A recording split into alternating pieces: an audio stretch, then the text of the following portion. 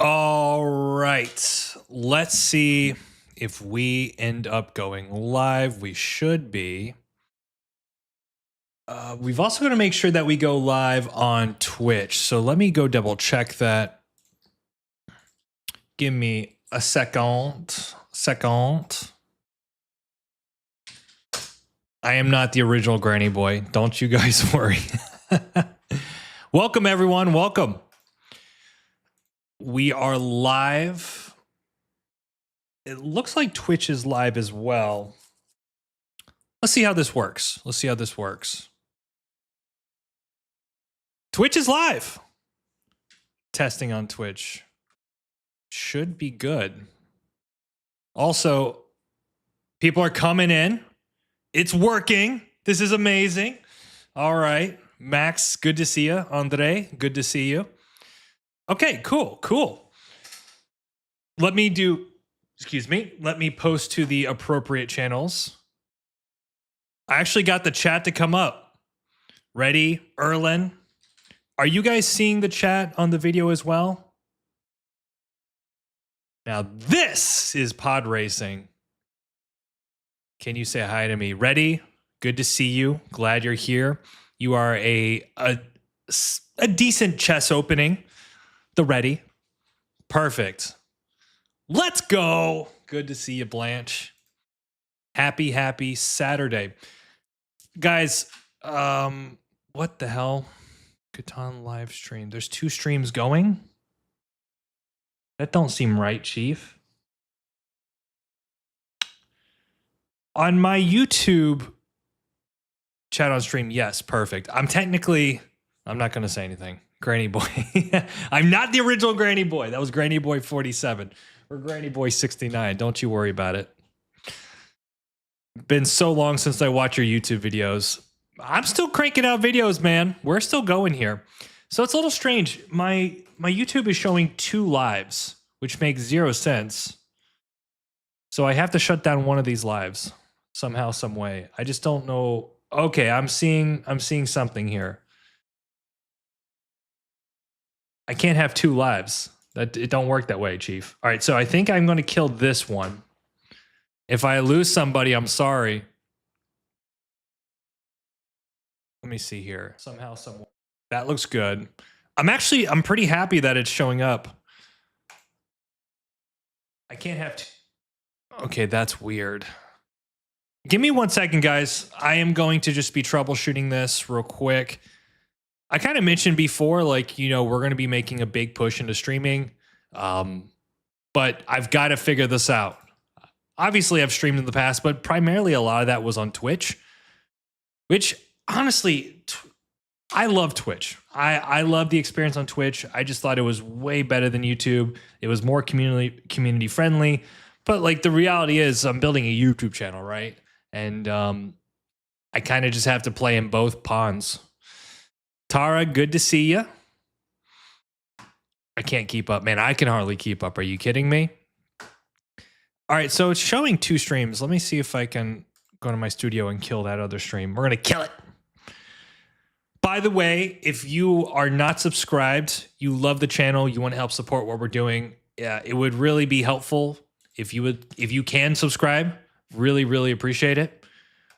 We've got some pretty ambitious goals, and I feel this is the first time in a long time that I've been very clear in what I want to do with the channel, what I want to do with the community. So from that standpoint, I'm just super excited. Fifiak, good to see you. Holy moosh. Tito, one of Ohio's best players. Tito is here. Man, Tito, I got to say, I've only got love and respect for you, brother. You've been showing up. This man's been showing up since day 1. He's only been good vibes. You know, on my good days, he's there. On my bad days, he's there to support. And I truly, really appreciate that. Okay, I don't know. Now the other streams disappeared. I'm just going to post this one. You guys will have to deal with it. So what we're going to do today, I'm going to answer your questions, and then I'd actually like to do some game reviews. I did a video probably like a week and a half ago prior to Nationals regarding, you know, if you send your replay links, I'd like to go through them with you. We've got the chat now, so you guys can have that.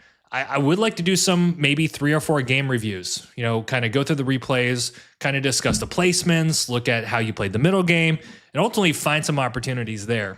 We are live game review Saturday. Go. That looks good. I'm a huge fan. Thank you so much, man. I'll subscribe, brother. I appreciate that. You know, I've thought about this. Why hasn't there been a YouTube channel that's hit 100,000 subscribers dedicated to Catan? Now, obviously, we are kind of like a blue ocean. It's a newer game in that sense. Like, it just hasn't been developed from a content standpoint. But I mean, I just think the potential, the excitement we can build around Catan as obviously as a strategy game, as an esport, like if chess can become exciting and they can do an entire production and bring casters on and have personalities and celebrities, it's like, why couldn't Catan? It's the perfect game in that sense, right? I've always said Catan is this beautiful blend of chess meets poker. By the way, I'm feeling good today, guys. I'm feeling revved up, feeling ready to go. I think I finally got like a little bit of recovery sleep the last couple of nights coming back from Denver. So I'm telling you, when I'm on fire, it's over. It's over. Welcome. Uh-oh, what's this? I'm getting a warning sign about something. Hold up, squad.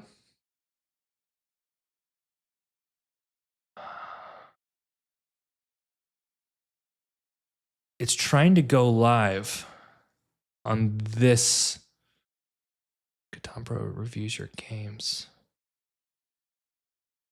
TCGs. Yeah, that's a really interesting point about the TCGs. I've been looking a lot at different industries that are kind of like crushing the production side, and TCGs are doing a really good job. I was even, you know, it's kind of funny. I got recommended a video about a Scrabble championship that was last week. And I was like, man, this production is better than Catan's production. It's like freaking Scrabble. Though they got the GOAT, man. Nigel Richards is the GOAT. Man, I don't want to end this stream. Is the quality guy? I just want a little bit of feedback, guys. Is the stream looking good? Maybe someone from Twitch, someone from YouTube. I'd love just a little bit of feedback. The camera's coming in. The audio looks good. Everything's moving. You see my mouse. Catan is an easy game for anyone to pick up, but it's a difficult game to master. Yes, 100%. Awesome. Thanks. It's great in the sense that there is something for everyone. It absolutely, yeah, you know, that's a great point. And I've said this to a lot of people, especially over the weekend. What's up, Klaus? At USA Nationals. It's like the barrier to become good at Catan is actually not that high. You can learn a couple basic strategies, learn or weed sheep, watch a couple of my videos. Like you can kind of get into the deep end, I think, pretty quickly. But at the end of the day, Catan at the highest of highest levels is a social game. And, you know, that means you got to have some social awareness. You got to kind of sharpen your social skills. I'm kind of lucky in that sense because I think when I came into the game, I had a pretty good background and coming in from sales and business and negotiation. But obviously you refine your skills along the way. But yeah, I mean, that's the hardest barrier, I think, is the social game. Because it's difficult. Right? You're like, let's say you're 25, we're talking about like 20 plus years of habits that you've ingrained since you were a kid, just to go in and try to like work those through in a like strategic way. It takes time. That's the toughest part. Looks good on YouTube. Perfect. Klaus, always looking one.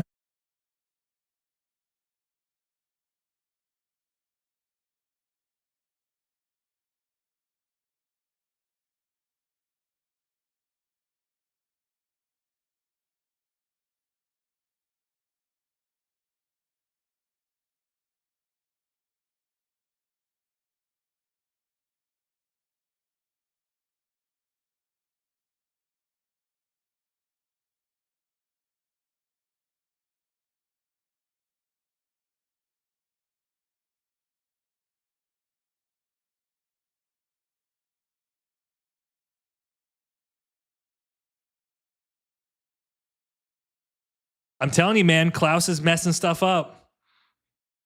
No. I think he hit. So I have right here. This little guy right here is a mute button. We're back. Don't worry, we're back. Don't worry, we're back. And anytime this gets hit, mutes it. I'm telling you, man, Klaus is a menace.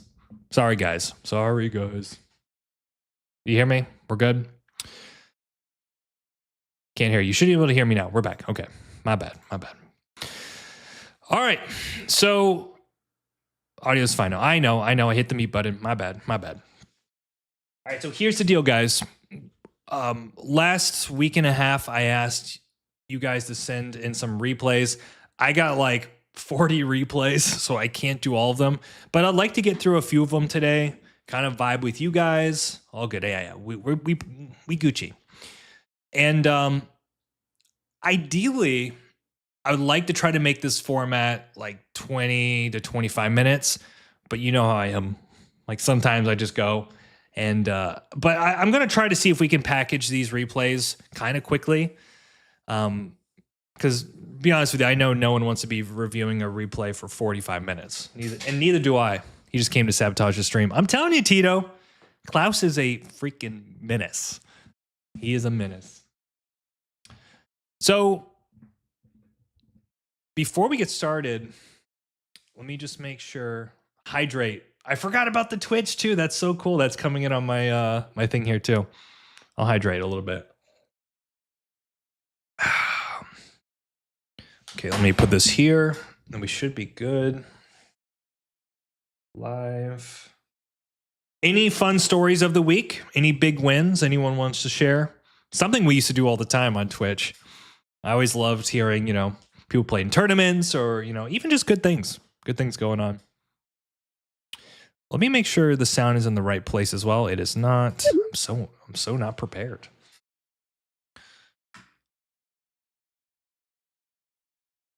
Cool. I hear you there. I see you. All right, so let's do this.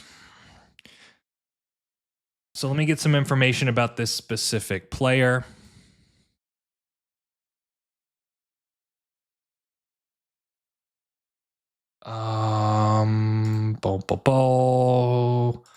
So I believe, let me double check. Color 2. So this replay, the average player is about a 1623 elo. By the way, what's your elo? If you've played in Colonist, and be honest, don't give me a BS. What's your average elo here? Crushed my run today, 14 miles, 840 pace. God damn, Blanche. So I've been doing Orange Theory for about 5-6 months now.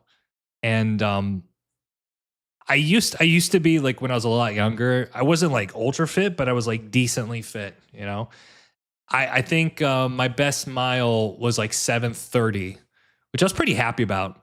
But we've been doing like benchmarks. And one of my benchmarks recently, I did the mile. I think I did it like around that time, like 8:45 or something. So that's pretty impressive. Like that is, I've got to get my conditioning up. I want to play with you. Well, we'll see, man. You know how many messages I get about, hey, do you want to jump in this 1v1? It's like, I can't play every game. All right, 17, 70, 20, 24, but now 16, 10. That's not, don't worry about it. Division, 4 wins in a row. Well, that's true. I guess some of you play in the Discords. 1742. Man, lots of 1700s. 1643. No elo. Haven't played in a while. It's all right, Tito. Hello, everyone. Travis, good to see you. Tricky, well-timed stream for the UK audience. Yeah, let's see how many people we can get in here. I do think some of the information is kind of coming back in a little slow, though. Okay, so that's what I thought. I would say most of the time, like the passionate people are going to be in that 16 to 1700 range. You guys showing up here. So in a way, this is kind of perfect. If we're hearing this is like a 1650-ish elo, that's perfect. Bark, bark. Woof, woof. We got some Jack fans in here. Jack's a good dude. Actually, I got to see him last weekend in Denver at USA National, so it was good to catch up with him. A lot of people don't know. Jack and I have been playing together for years in the scene. I mean, it's only just recent that he kind of came on and started doing content, which is awesome. Which, there's also, him and I have a video of us playing a game together on the channel very, very soon. Probably next week. All right, Tricky's number 1 in the UK. Tricky's a beast, man. Tricky, he was good when I met him, but he's become an extremely great player. Great attitude. Very strategically sharp. Good dude. Some of this is, the people who posted first. We're going to look at their games, but I'm going to try to get through as many of these as I can over the next couple weeks. I'm going to try, guys. Yes, just modded the wrong thing. Resource in D1 semis for the win. Hopefully my 20% goal is reaching a final will be completed. Erland, you're the Norway champion. What are you talking about reaching a final? The Norwegian champion. You're all good, man. Christian, good to see you. Big fan. Thank you so much. The collabs of you and Jack are great. Yeah, Jack and I, one thing is I've done so many videos at this point, and I love Catan. It's pretty interesting how I still get excitement from it, but it's just a different vibe when you can ping off of somebody else. You can work together, right? You can have an exchange of energy. I think it's cool. And Jack is welcome on the channel anytime, and I'm sure you'll see a lot more of him in many different ways. All right. Meanwhile, me waiting for Polish Nats. The Polish Nats are insane, by the way. I got to meet and coach the Polish champion, but then there's also some other people I know from Poland. It's like 200 players or something insane. Yeah, I did see Phantom was back. We have done multiple collabs. He's also another great dude. I know he's kind of had his ups and downs with the game. We all have, right? Like, it's very difficult to do this every day. And sometimes it's good to take breaks. All right. Enough yapping. Are you guys ready? Let's do some game reviews. Obviously, the main thing before I kick into the intro is be respectful, right? Anybody that's willing to put their game onto this channel to take criticism, like, look, they want to improve just as much as anybody else. Like, let's be supportive. I might call out some moves and say, like, what the F, dude? But just know it's always in good love, good fun. All right, guys, let's do it. I'm going to kick the intro. Can you do me a big favor? Please, please, please, please, please. I'm going to do the old-fashioned say hi to YouTube. You guys just got to go crazy in the comments, right? When I say that, I want you to go, oh, come to Danny Crew, subscribe. Oh, this is awesome. We're going to have a good time. Whatever you got to do, blow it up. Okay, let's do this. Haven't done this in a while, so I might make some mistakes. Yeah, you know what's going on. All right. What's going on? Danny Crew, it's Danny Drew here, and we are back for another day of Catan. We've got game reviews here where I'm going to be reviewing games and looking for opportunities to level you up. We are live on YouTube. Everyone, say hi to YouTube. Tell them what's going on here. We're having a freaking good time. Give them the love and subscribe. You know what's up. All right. So the way this works, these are submitted replays, right? So I am going to be looking at the board, looking at the placements, the middle game, the end game. I'm just seeing everything going crazy. Thank you so much. In this particular player, Dory 5486, is in the second position. So it's so distracting. Thank you. I got to put like a little cover over here. I'll edit this. Don't worry. All right. So whenever I look at a board, before I think of any of the placements, I always look at the individual resources first, right? And more specifically, I like to look at the ore and the wheat, because ore and wheat are very good, like middle to long game resources. If you want to scale effectively, you need ore and wheat for cities and development cards. So just kind of looking at this board, there's not, it's kind of like middle of the road wheat. We got the 9 and the 5 here. But the ore, guys, I love you guys. Thank you so much. Iconic intro. You know what's up. The ore is lacking. There is just one big ore spot. So if you're first and second, that has to be on your radar, just because of how valuable ore is. Wood, decent amount of wood, decent amount of brick. So that feels relatively balanced. And the sheep's also balanced as well. So immediately your intuition about this game should say something about the ore and the wheat is going to give 1 or 2 players a really big advantage here. I guess, guys, where would you go first? Do we even need to say it? Yeah, we've also got the Twitch crew here as well, which is amazing. Thank you so much. I mean, look, it doesn't take a lot to look at a board and say, what's the biggest spot? And you immediately see the 695 wheat or wood. It's a no-brainer. It's a great spot. It's one of those spots that I think you just have to take as first. But we are not first. We are second, right? So let's see what happens. Let's play this out a little bit. 9-5. 695. I think everybody saw this happening for sure. Skipped a second. Yeah, I know. All right, so they end up going 8-5-10. Well, it's not bad. Okay, you can make the claim here that maybe you don't want to play a development card game. That's fine. And then you want to get the wood and the brick and play more of a road style game. I also think that's fine as well. I can't fault him for this. You do have the 2 ports, which is the 3-1 and the brick port. I'm also looking potentially at something like the 8-5-10 here in the bottom right-hand corner. I'm kind of leaning either towards one of the 8-5-10s. One of the things I am seeing, though, is that it could be the case that this 9-10-2 might be open for first, where he road settles on the 5 here, and then this 5 becomes a blocking target. In a way, like, you're going to have a blocking target no matter what. The 5 and the 8 will get blocked. Very likely this 5 will be shared. What would you guys have taken here, I guess, in second? I'd love to know. Yeah, 6-9-5 is insane. Thank you, Jerry. Hat trick. Really appreciate that. So I'm hearing an 8-10-5, second below 1. They're both good. Both good for different reasons. One other thing you could consider as well is taking the 8-5-10 and pointing right at the bottom here. Simply for the fact that you can kind of protect this 5-2 and also pick up a 3-1 port. But I can't fault blue here. I think 8-5-10 is fine. It's really going to be a case of how do they play this game, though. Also, something worth noting is the port situation.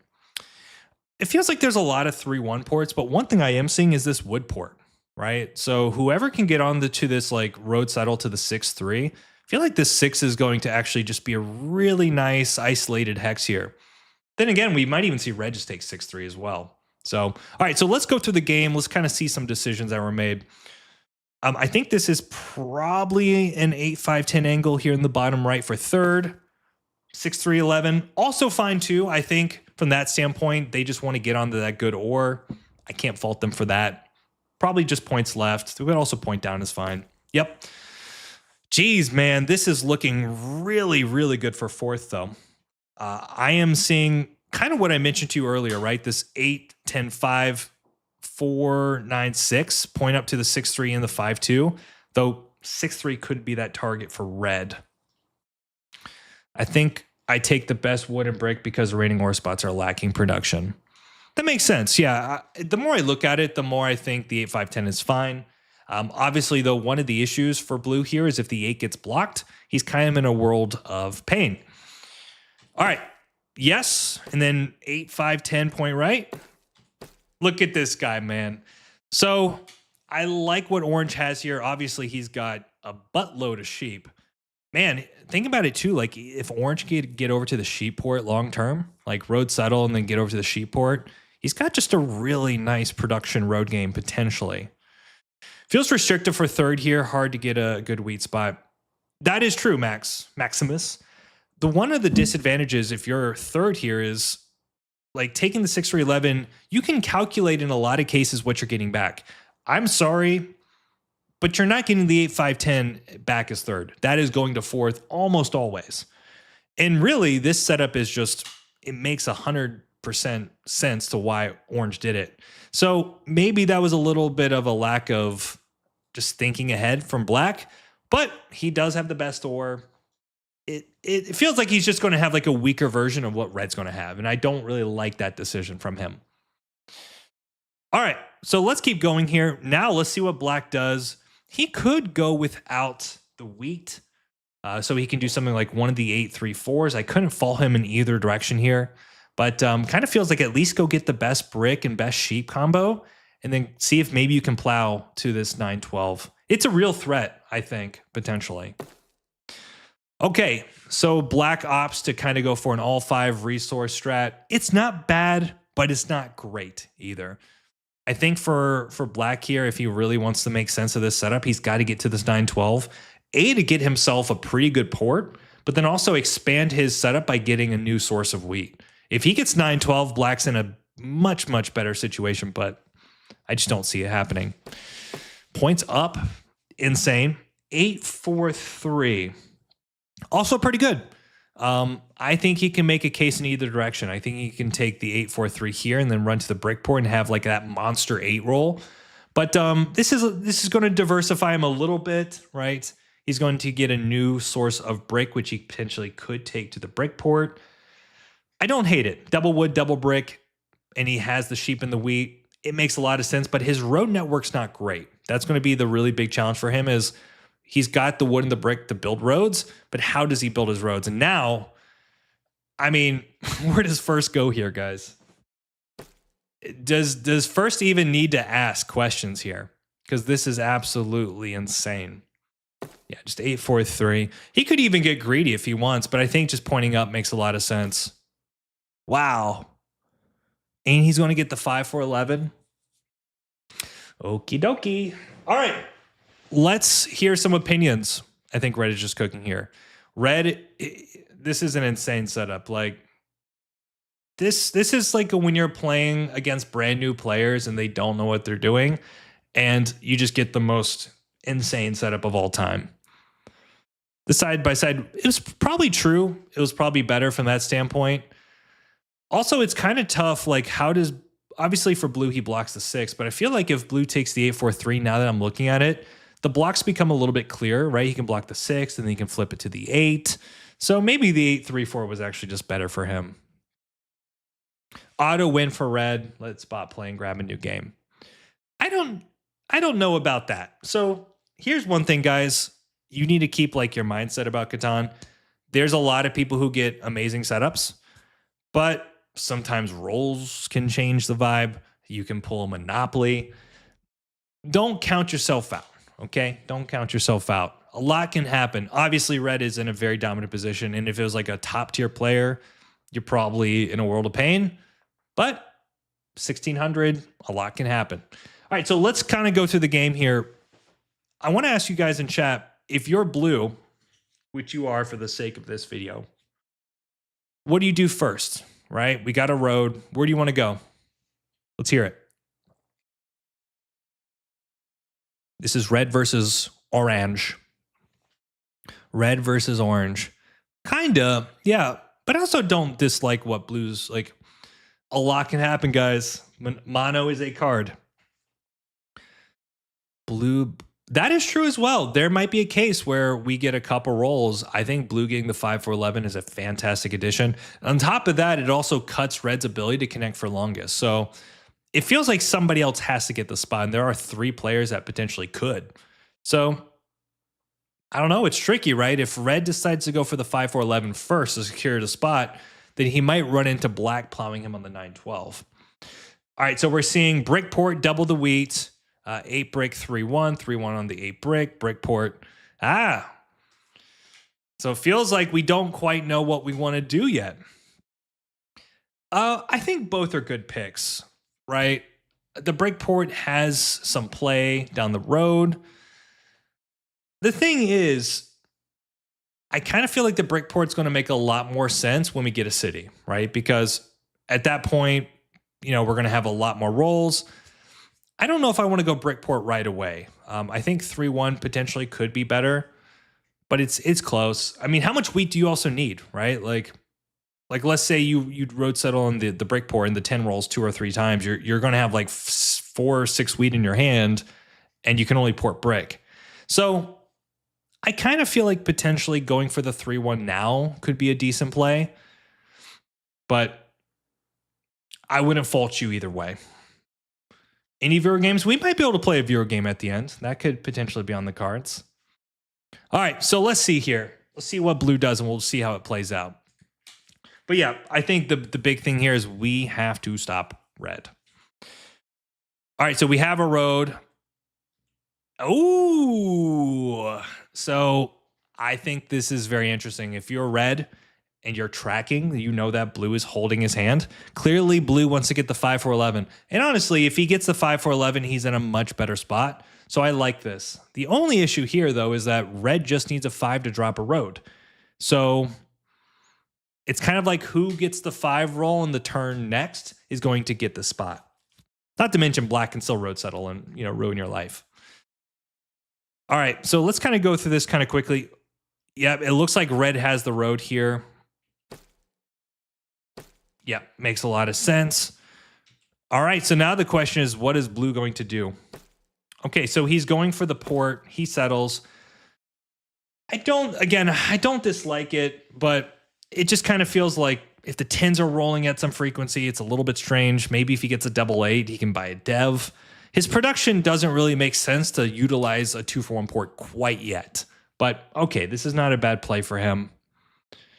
If you roll like crazy, definitely play the 5-4-11. Well, that is true. But also, if I'm blue here, this is a good point too. Like if I'm blue, I would like to try to get my wooden brick up. So maybe I can even plow red. You know, I give the plow to black so that red doesn't become a monster problem. Or you plow him to the 9-12. Somehow you have to hit red here with wooden brick. All right, so we're going to go through this. We should be able to get our settles relatively quickly. So red ends up hitting orange, which makes a lot of sense. I think orange has a wonderful play here. And we already see the settle down. This is like red is just in a fantastic spot here. Rolling the 11. Couple trades going through. We don't have any cards really, so we're not going to be part of this. And as black, you probably want to look. It's kind of a tricky situation. I could see black potentially hitting the 5 or the 9, but the 5 makes a lot of sense, right? Also, the 4 is not a bad hit here. So he hits the 8. See, another reason too, like if blue goes for the brick port, like, and he just gets his 8 blocked, what is he actually porting? There we go. All right. This is why, like, when I was looking at red situation, yes, he's going to get the 5-4-11, but once you lose that 3-1, his game gets hit quite a bit. Well, we got a lot of people. What's up, Danny Crew? We're bringing a whirlwind of Y's in the house. Good to see you. Good evening. Dan, we got all the people coming out. Welcome, welcome. Generally speaking, guys, if you're in red's position, I don't like giving up ports, right? Like he's got all this production and then he loses one of the best ports in his position. It's like, yes, you get the 5-4-11, but then you lose all that flexibility. To me, it makes a lot more sense. Like if you're red, you point up, you drop the road to the 3-1, you get a road settle on the 9-12, you get a road settle on the 3, and that's all you need to play this game. You know what I mean? Versus, I feel like 5-4-11's greedy. You're going to have just a little extra sheep, a little extra wood, and for what? Right? That's not like those aren't even really part of the core strategy. So be careful about trying to take too much space in this situation. Dandy, there was a guy who always asked for non-block, so he asked for sheep for non-block, and I said I will do it. For sand, jokingly proceeds to block orange. I will say I think the non-block meta, the extortion meta, is a little overplayed online, but what are you going to do? Use it sparingly. All right, so red is strategically, I think, hit quite a bit, which I really do think it's going to hurt him, and I think this is a nice play for black from that standpoint. The person who's really benefiting from this as well is orange, guys, because for orange, it's like, you know, all these people are, you know, getting plowed. Red's in a tougher position. Black needs time. Orange just has like a ready to go setup. All right, 3s are rolling here. It's kind of tough too for blue. Like he needs this 8. He needs the 6 to be blocked and the 8's rolling because it's his best roll in the game. We also see a very interesting situation, very nicely done by orange here. I'm telling you, this position by orange is goated, guys. It is really, really freaking good. And he's going to be settling very soon. All right, so we're going to see a lot of trades here. Blue is really looking for that wheat. Unfortunately, though, he can't trade brick because the brick has been blocked, and he only has the 1 brick.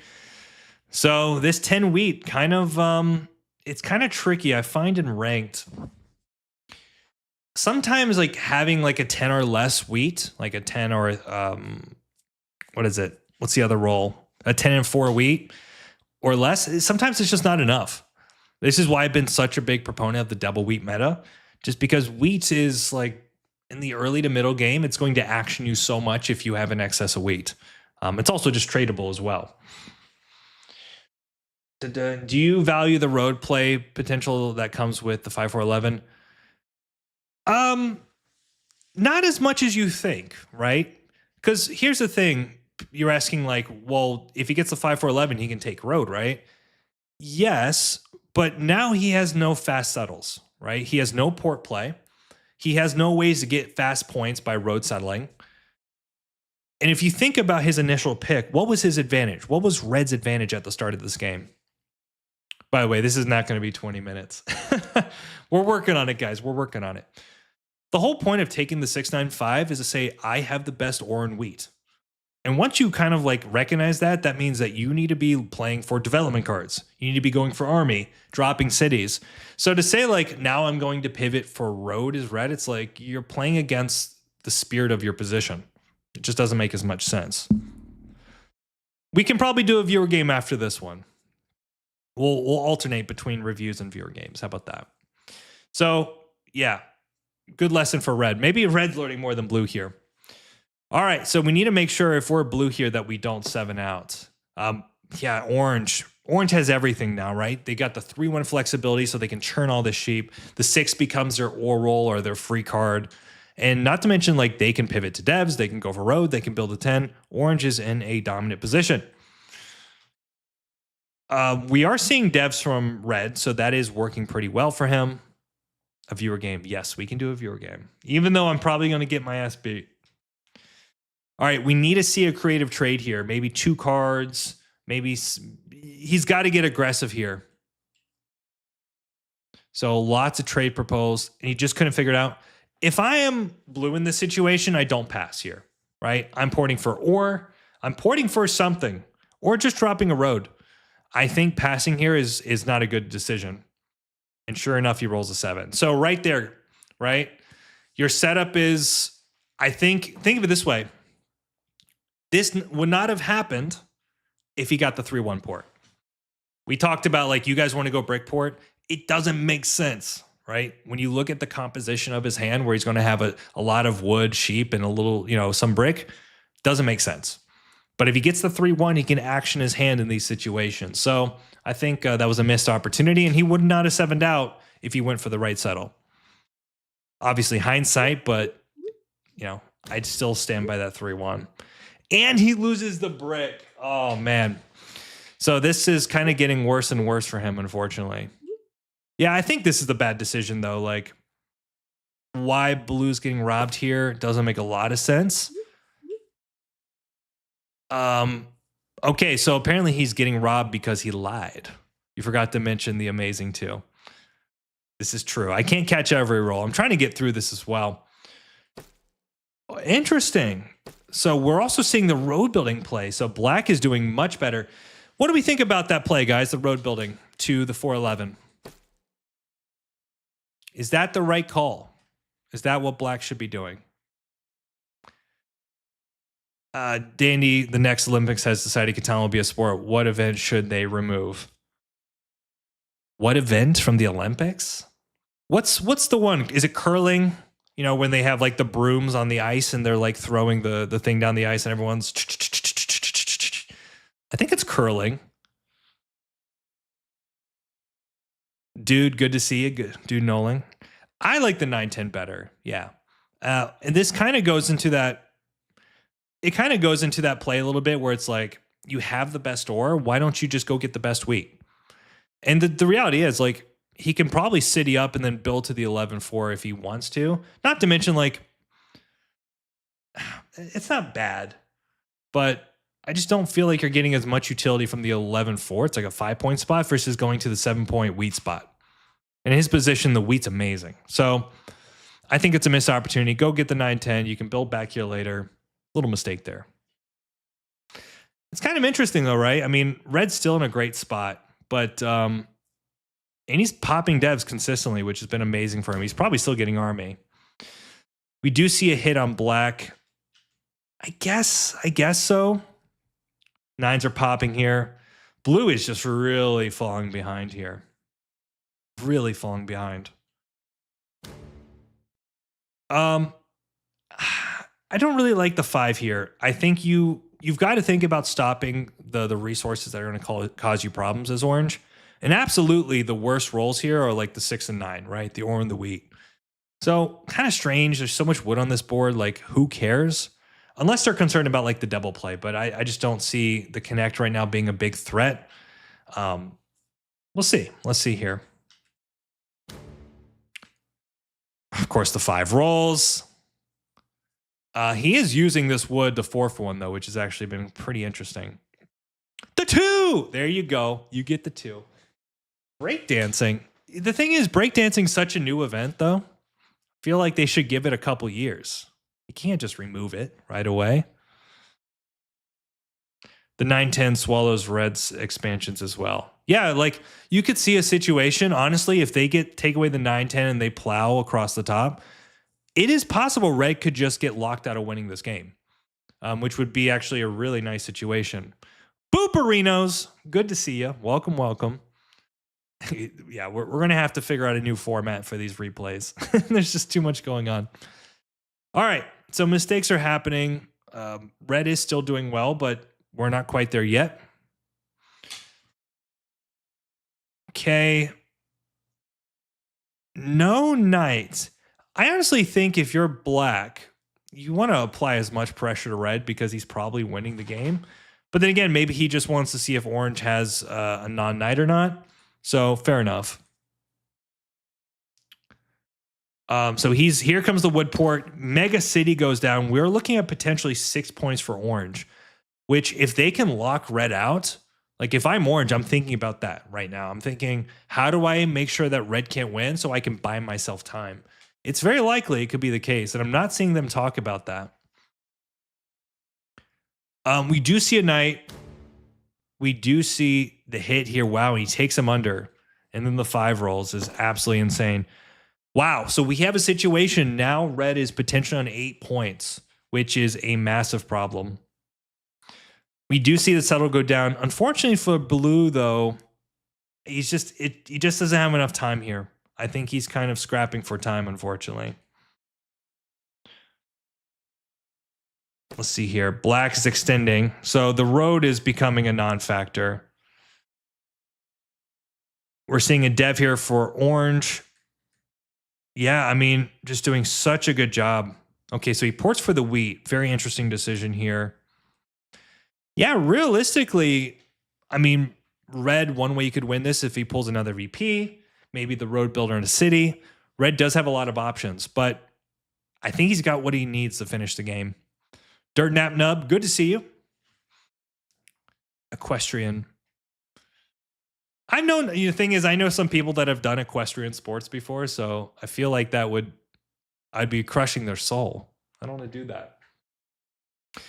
All right. Yeah, I agree. I do think he needs a mono. He also needs his rolls. He needs, obviously a city on the 8-5-10 would be amazing, but one of the issues too is like, he's going to be getting a lot of these spots blocked now, right? Like, let's say he cities this spot up, the 8 becomes a big blocking target, the 5's a monster roll. Yeah, he's just too far behind. But let's see what happens here. Anything is possible, but it feels like red is still in a dominant position. Looks like he ports for the ore and drops a road. I think that's pretty good. 5 is crushing it. Looks like 7 points from black. The 6 is rolling. This is so disgusting. 4, oh my God. This is insane. I think a wheat mono might even be winning here. Buys a dev and ports. It just shows you, though, what's interesting is like the fact that red's been able to action so much. I mean, obviously all this production is really nice, but they just have not been able to balance the army game out like they should have, unfortunately. All right. Blue's falling behind here. Settles. He is on 5, but man, this is going to be freaking tough. All right, there he goes. Black on his way to the 9-10. A little bit too slow now, though. Drops 2 roads. Kind of the weird thing, too, like, they need to feed this road settle somehow. So let's see if they're going to coordinate it in the chat. Nuke, good to see you, man. Good to see you. You make such good points about setup and order of play. I guess it's expected of you. I'm just here and impressed. Very informative. I mean, I try, Hannah. There's so much nuance in this game that it's very difficult to catch everything. I'm sure you guys know this, but I think a big part that guides me is like I'm a very principled person. So when I'm playing this game, like I have just guiding principles that help me through each orbit, through each hand, each move. I'm very focused on the plans that I have for my setup. So anytime I play a position, I know like 2 or 3 moves ahead of what do I want to do. Now it's about like a creative way of getting that done. Then I am Drew's #1 fan. No, we're all just fans of the game, most importantly. All right. So looks like he's going for the city build. He takes an ore and a wheat. I honestly, it might even be the case, guys. Like at this point, Blue, you got to buy a dev. You have to pull a monopoly because if you're going to try to build with the rest of the board, you're losing the game, right? The game's over in like 2 or 3 orbits. But if you pull monopoly, you get like a big city play, like double city, double pop. You might have a chance. But this is where like you guys aren't communicating in chat. You're not balancing out the game.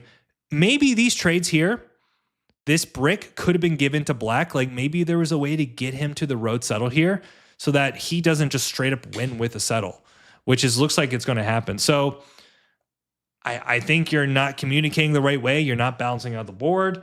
And you got to recognize like getting the mono is your way to win this game right now. The 6 is rolling, which is just such a freaking monster. 8, but it's a little bit too late. And it kind of feels like we're about to see some... I think that's insane. Huge mono. So, I mean, this is just city settle. Boom, boom, game. Well, very informative to learn about your principles. You have a refined decision-making tree. That I do. But you also have to understand, like, the amount of mistakes I've made to get there it's hard to understate that. And also, I make mistakes all the time. One of the advantages I have is because I record my games, a lot of times I'll go back and I'll be like, man, I missed, I was doing this morning. I was reviewing a game where I had a mono. I missed the win. I had the win. I freaking missed it because I wasn't clued in on certain moments, right? So it's good to have like overarching principles in your game, but you've also got to learn to slow down and be more intentional about specific moments. And that's a mistake that I make all the time. Like I'm too intuitive sometimes. You've played... Yeah, but 2,000 games is a lot of games too, though. All right. Very interesting. Very interesting. What can we learn from this? The 695 is goated. Sorry, guys. Nothing to learn here. 695 wins. It's over. I think as a board, a lot of things could have been different. The more I look at this, the more I agree that I think 834 should have been taken by Blue simply for the fact that he owns the 8 brick, right? That could be his money roll versus like he doesn't have the road network now. He's kind of like, how much sheep do you actually need, right? I guess 834 is more sheep, but at least I feel like the 8 just becomes such a freaking impact roll that if you can get a couple of them, especially if there's cities on, like let's say like the 8-5-10, you're in such a good spot. The other piece of this is I still lean towards the 8-5-10 a little bit here, I think. Simply for the fact, by the way, what did Orange finish on? 8 points. Orange is in a good spot. I still think I like the 8-5-10 down here simply because you're going to have good isolated wheat. I feel like you have so many freaking outs with this spot. But like the way this is played, like you don't have that much wheat. Yeah, the brick port's not bad. I don't know. Like for me, I think I'd rather just take the 8-5-10 and try to make like a port play work. Like 8-5-10, 6-9-4 is crazy good. And not to mention, he's like what, 2 roads away from winning the game which is not that difficult if a couple sixes hit. Where this board went wrong, and I think you can see this, right? Like after this whole scenario here where like, oh, you lied, they didn't communicate at all. There was no, hey, what do you need? How do we bounce the game? Let's take away a spot. Even when they had the cards to do it, they didn't make it happen. So I think you got to appreciate, right? Like Catan is a game of obviously competition, but also collaboration. And it's just a missed opportunity. But this is what you see this a lot at 1600, right? Like everyone's in their silo, head down. And you just got to like wake up sometimes and be like, what do we need to do to keep the game going? Best Orin week, good production equals GG. Yeah. Honestly, like the 695 it's about as good as it gets on this board. And when you think about all the outs, right? Like there's got so many different wooden brick outs and sheep outs. It is extremely strong setup. Very strong. Which is why you have to get ahead of that setup and stop it before it starts. Would it have been a bad idea for blue to trade for ore more aggressively in the beginning of the game? Goal would be to pop Ds or set up a city. Yeah, Peter. I mean, the answer to that is of course, right? I mean, anytime blue can get ore trades in a way that makes sense, he should do it. And realistically, like this 8-5-10 in this position is just so good, right? Because like 2-8s pop, he has another 3 ore for a city. Like he just hits like critical mass once he gets that city on the 8-5-10. So I think it's a few things. I think the board didn't play well together. I think he could have picked a better spot. I think going for the break port over the 3-1 was a mistake. And we saw that too. Remember, his hand was stuck. He literally passed. And then the next roll, he lost half his hand. That would have not been the case if he went for the 3-1. So an interesting game. You know, I red one as expected, but there's still a lot to learn from that, which I think is quite cool. Let's see here. I found in 1600 when I try to communicate and trade, I just get soloed way more than I should. Sure, yeah. There is a point. I think a lot of players need to learn to dial. Like if you use chat a lot, cool. You've got to pick your spots though, right? Especially in these situations when the board is on high alert. Like the fact that there wasn't even a try, it's a little concerning to me, right? Because these are the moments that you have to make an effort. Because if you don't, you just lose, right? So why not? But yeah, I think there, like if you find you're speaking and it's causing you a lot of like blocks and reputation issues, then that's kind of a sign you got to dial it back and be a little bit more intentional about how you speak. 9-3 over sheep port is interesting for OJ as well. 9-3, 9-3. What do you mean? 6-3? Oh, 9-2. 9-2, you mean? Yeah, it depends, right? So in that situation, if let's say OJ pulls, I could see if OJ pulled the VP and he has a city down, then all he needs to do is drop his settles and go take road. So maybe it doesn't make as much sense for him to go get the sheep port when he can just wrap this way and connect his roads. Like once he connects, that's an extra 2 roads to win the game. Versus if Orange is going for the desert, then he needs to drop an extra, 3 roads or whatever it is. Like that one road might negate the fact that the sheep port is a thing, to be honest with you. 9-2, no worries. What a game I had recently. I wish Colonists had a voice chat feature. I promise you, you do not wish that. I promise, you do not wish that.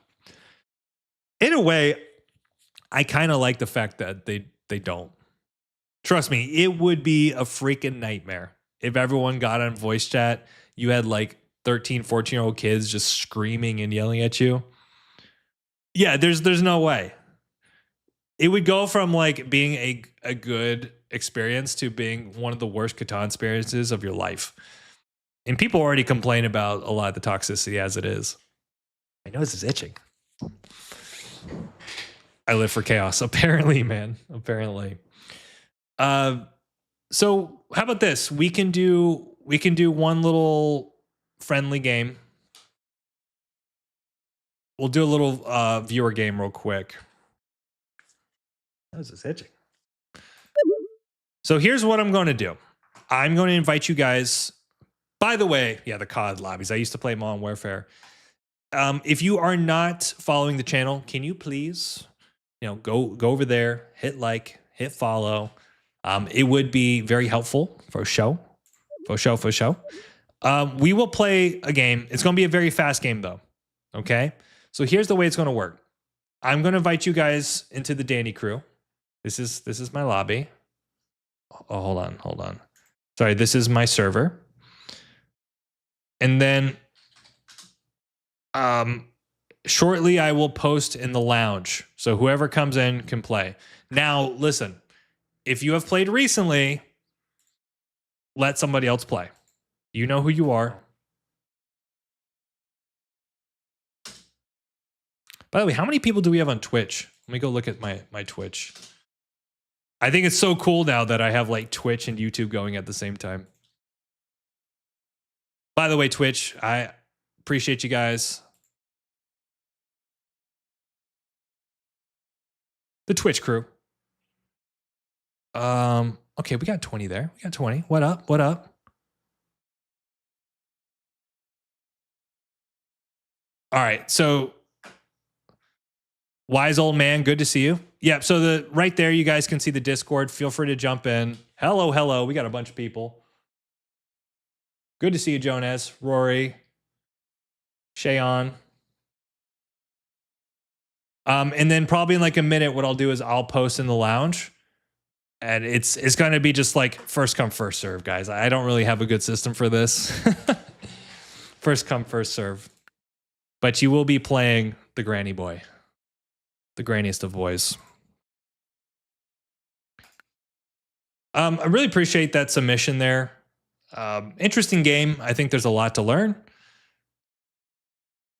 And hopefully you guys learned a thing or two. Make sure. I got to remember to not move this off the screen. I just got into the game. You don't have to worry about that. There'll be mini games, guys. There'll be mini games. Catch up, Matt. Good to see you. All right. So here's the deal, guys. We're going to post in the lounge. Okay, there will be a colonist link. First come, first serve, okay? And I do ask to be respectful. This is going to fill up immediately. I just know. All right. 3, 2, 1. Boom. There it is. There it is. Boom. All right. Should be good. Neon Marrow, good to see you. You should post it in TSI 5 seconds early. That's a good point. Tricky, I will do that next time. Immediate. Yeah. I think that's awesome. All right, guys, we're just going to play the regular. Here's the deal. It is very fast, though. Bam, bam, bam. It is what it is. All right, we're going to play this. Good luck. It's just for fun, right? So maybe we'll do a fun setup. There we go. All right, board is live. You guys see it? Looks good. Let's go. All right, guys, what's going on? Danny Crew, it's Danny Drew here, and we are back for another day of Catan. All right, we have a viewer game. We are live on YouTube and Twitch. We are multi-streaming all over the place. And also, as it normally is, we get the 4th position every freaking time because Colonist loves us. But no, this is going to be a fun game. I don't think I've played these players before, so I'm not going to look at the profiles. I assume everyone's good. They watch the channel. They learn some strats. But what are some spots here? What's the situation? The wheat. The wheat is on fire. Let that mother burn. Wheat's interesting, right? We really only have the 5 and the 4. Unless you're a big fan of 2s and 12s, which some people are. I'm not. But I'm looking at spots. Something very interesting I'm seeing is this situation here. Also, the brick sucks. This board sucks. So they could lock me out of wheat, essentially. But I'm looking at something like the 6, 9, 10. Sheep board is a vibe for sure. Kind of got the brick situation down here. Ooh. So all of a sudden, we're either getting this or this. I think we can take this and this and play like an or wheat sheep style game. The problem is, though, I feel like 6-2 could be a target, like 6-2 to 5-2. First, viewer Blitz Catan. Erlen, good to see you again. I lagged out. Tragic. Don't worry. We got a whole squad here. Fifyak. Road to rank 1. Who's that?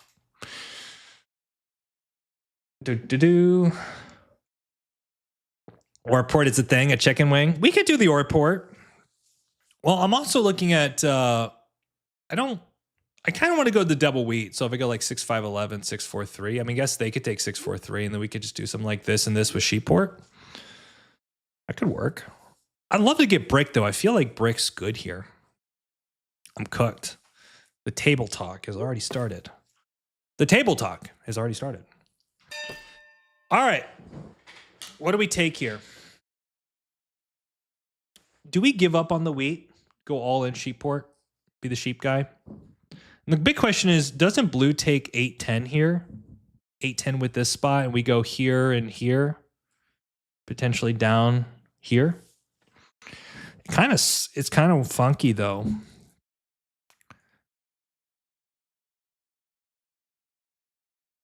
I mean, I love the brick here.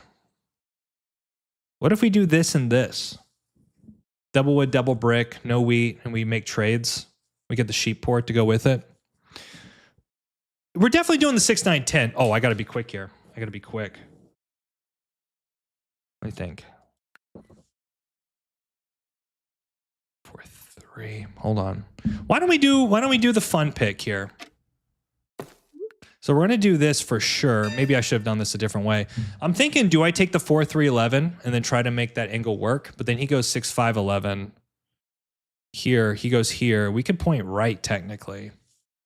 We can also do 6-5-11 down, 3-11, which isn't bad. 5-4-11. I think so. You know, the more I'm looking at it, that actually might not be too bad. But then I open the 6-3-11 here. 5-4-11 might be more juice, though. But then who gets 6-3-11? He takes 6-3-11. He goes here, and then this becomes a thing. Does anyone take this spot? I don't think so. Let me think.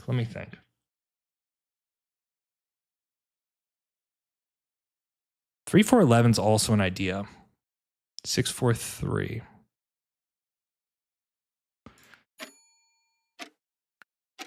All right, we're going to try something. We're just going to control the 6. I do not recommend doing this, guys. But the way I look at it, I think the 11-9's open. We're going to have this dominant 6. We can play for road. I don't know. The thing is, I think now with this configuration, there's going to be a lot of wheat picks. I guess 4-3-11, like blue could take that. But I think blue's more likely to go here. But we can go Sheepport. Feel like we can get a road play going. Maybe go to the 11-9 to 8-10, something like that. I have witnessed a 12-point win before. Honestly, we could have gone with this pick, but I didn't really like. I know I talk about the double wheat, but I want to go for something fun, something different. I can hear him talking. I didn't say anything, honestly. honestly, couldn't figure it out. They're going to try so hard. It's going to be such a try hard. No wheat. We're going to try the no wheat special. So what's interesting here is if like they give the Sheepport to this guy, 4-9-2 to 6-2 is pretty good. I think I can do sheep. I would like to do sheep trades, though. I think I have to do some sheep trades. You can give trade for wheat. You're giving them a chance. It is possible. It is very possible we could just lose the game. I'm your guy, Granny.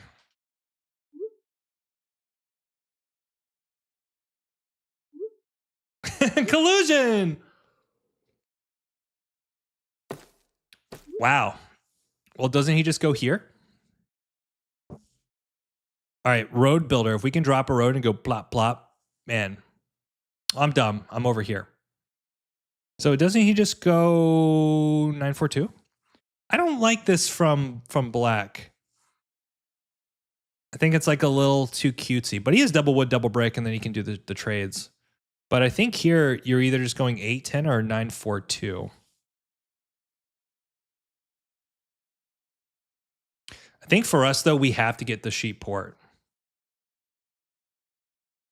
Just 942 up. You go to 6-2, you buy devs, you trade for brick.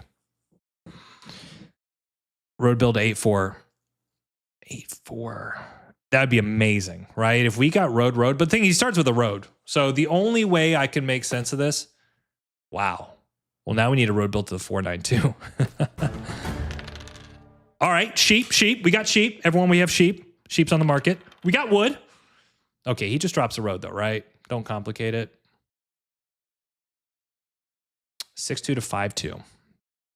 6-2 to... Yeah, I don't... 8-10's fine. The problem is, like, the 5 becomes a big target. If I'm getting blocked here, by the way, it is psychopathic behavior. If I'm getting hit and blocked this game. We'll see. But okay, so we have 2 players that don't have wheat. Awesome. Double road. Wow, he had the plow. I think that's smart. All right, so if you're orange here, you just hit the 10.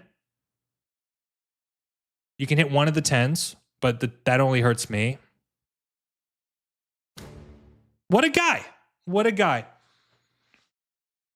What a guy.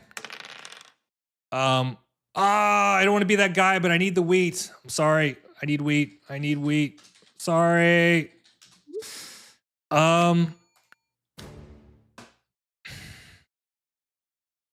I think I just have to hit him. He does have ore, though. Yeah.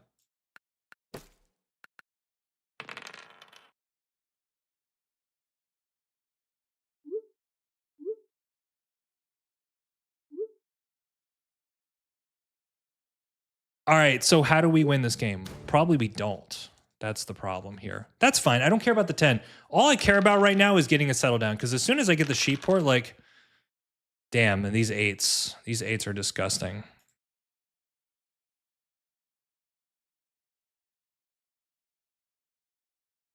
Wait, did he steal from me? Like, did he have cards? Blue?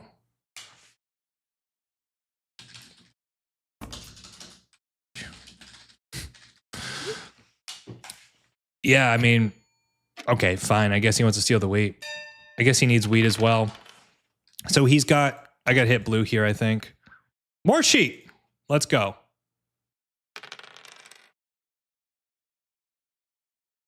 Maybe I can do sheep for brick here. Looking specifically at black. Danny, minimize extortion. Then Danny, wheat for none. But I can't do it, man. I can't do it. I'm not going to extort. I'm not going to extort. By the way, we've got beautiful Klaus here hanging out. Do you think I can win, guys? Do you think it's possible? Oh, the 3 is so big. The 3 is so big here. I'll do a sheet for brick.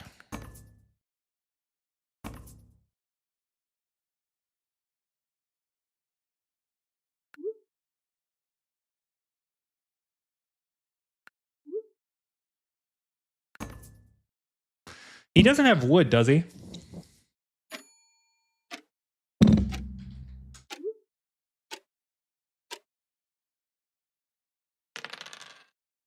Let's see here. I need a wood. My question's, how do you lose? How do I lose? All good. Nah. Let's see here. Sheep for wheat would be amazing. All right, here's what... The only way we lose is if we don't pull the Monopoly. But if you know my game, then you know I pulled a Monopoly like 8 out of 10 times. Oh my God.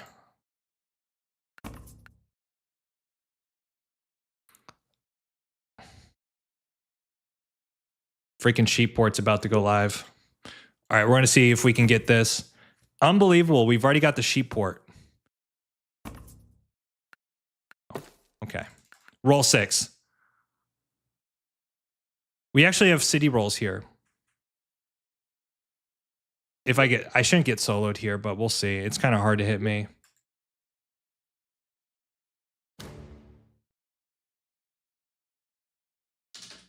Whoa! Oh! Guys, it's over. It's over. We're going to win. Unfortunately, though, our settles aren't great. We could plow. Imagine we get to the 8.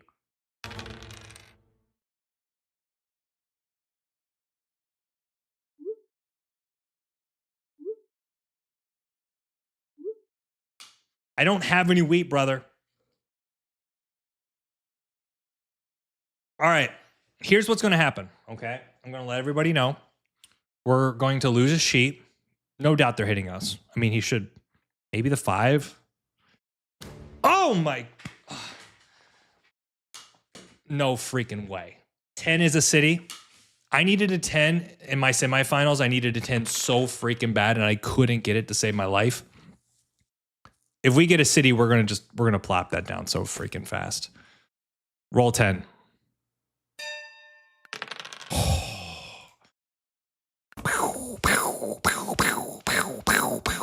Anybody need a sheet? All right. All right, I'm gonna show you guys. This is how you pull the Monopoly.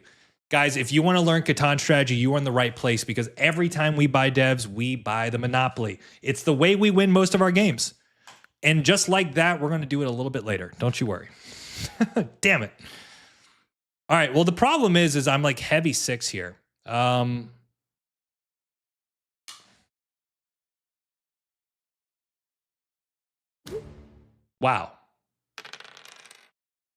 I think I have to hurt blue.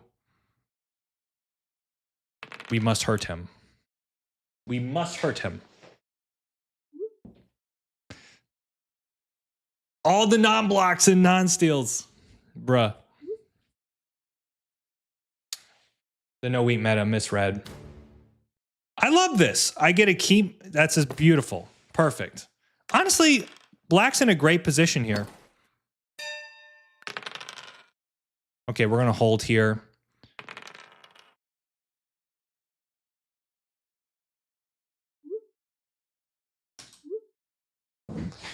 I'm going to put it on blue a little bit here. I think I'm going to plow him if I can. Yeah, we're going to plow. All right, guys. We need a 6 or 9. We're dropping 2 roads for glory. Breakport's not even that good. I guess it's not bad from the standpoint that if we get the city here, then the 3 becomes a free card. But I think we just need to open space. Space. We need a full 30-minute breakdown from Danny of how to pull non-knights. Bro, I pulled so many freaking non-knights. I mean, you did go 3 numbers.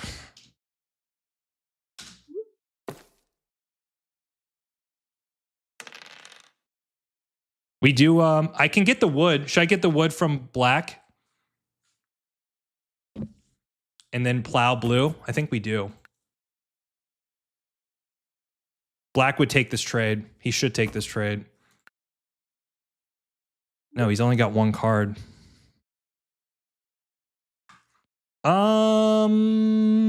Do we take the wood? A guaranteed wood and drop the 2 roads? I think we do.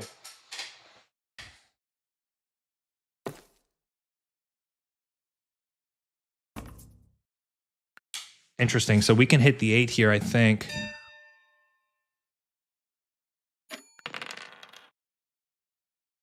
We can get a wheat or a sheep. Both actually give us what we need here. Perfect. Do we pop a dev here? Guys, we can pace army. We can pace army. No, I don't want that. All right, we're gonna look for the good stuff. Guys, welcome to the Danny Drew Catan channel. We are here to teach you everything you need to know about Catan strategy, but most importantly, when it comes to buying development cards. You see, something you'll learn with experience and time is that pulling the right development card is not luck, it's absolute skill. And today, we're gonna pull Monopoly. Fuck, man. Damn it. All right, VP is pretty good though, right? More non-knights. We like that.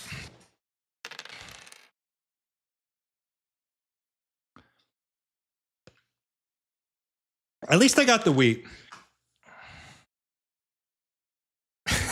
You know, the thing is, if you just do it enough, eventually you'll pull the card, right? I'll just keep saying Monopoly and we'll pull it.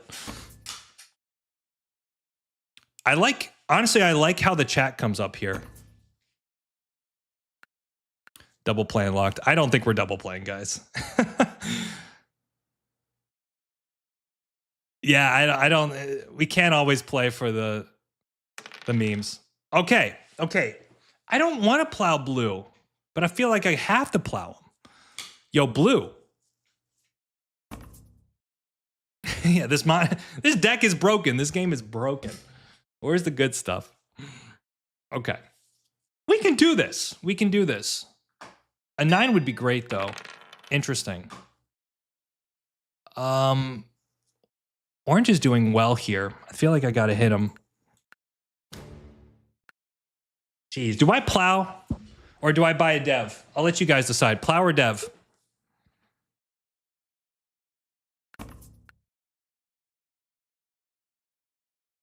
But then I settle for 5. Plow. Fine. Okay. Now blue is totaled. Plow, plow, plow, plow. Okay. Everybody, I didn't have the city. Everybody wants me to plow. Everybody. Dev. Okay, we can't say dev after I've done it. That's not fair. I think the dev was better, but I kind of like the long-term prospects. Honestly, I think Orange is just going to win this game. Maybe it was the 6 in hindsight. That was probably better thinking about it. You block the 6. I get the 6 rolling. God damn, I'm so bad at this game.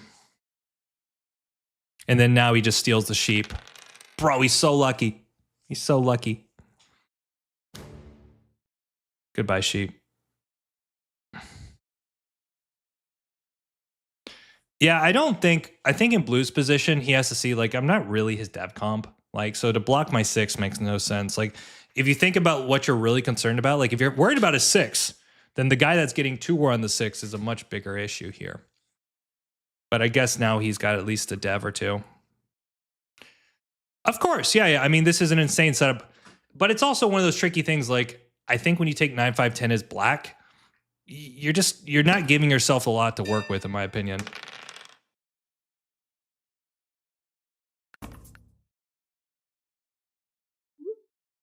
Good Lord.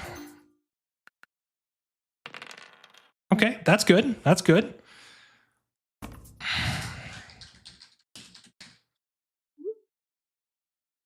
I told you, emotional. You plow. Of course, everyone likes a good plow. Everyone likes a good plow.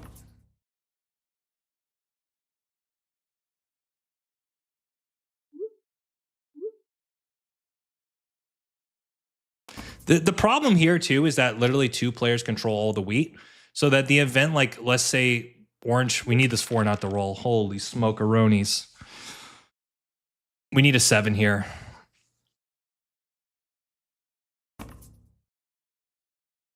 Don't give this to the boy. If Noise Pine was black, that setup would be alive. You play with too many hypotheticals, Wise. You gotta just enjoy it for what it is.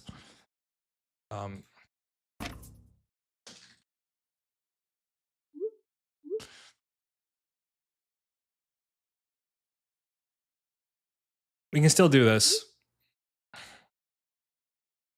I mean, if he cities, he doesn't even city from it. Thank goodness, man. Thank goodness. He's probably going to throw out one of the bricks, and then I guess he's got a sheep. He's probably got a dev here. We also haven't seen any 10s here. I mean, here it's just an 8, right? I think the 8 makes a lot of sense. Probably just hit black. Like, why else would he do it? And the thing is, we haven't had 10s. We haven't had 9s. This is a problem. There it is. Do I do this? Do I just take the settle? I think we settle. Breakport is live. All right, guys, we're run road for 7 points. Maybe we can double play this. But we need a good set of rolls here. God damn. Blue needs to take the 9-4-2. That's what he should have done, guys. You take the 9-4-2, you build the 6-2, you have double ore, double wheat, isolated sheep. This settle does nothing for him. And now we gotta pray. Nice. Okay, so like 6-10, we can buy a dev. We might be able to double play this.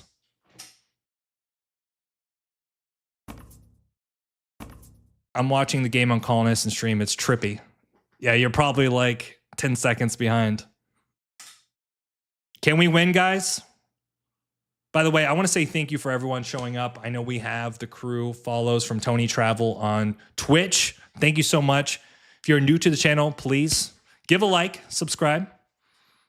Okay, we just need Orange not to buy devs. And that's exactly what he does. So not good. Not good. We also need 10s. 10s are the lifeblood here. And we need to block the 6. Good. Good. Holy smokeroonies. Okay, please, dear God. No! He doesn't have a knight. That's so freaking bad.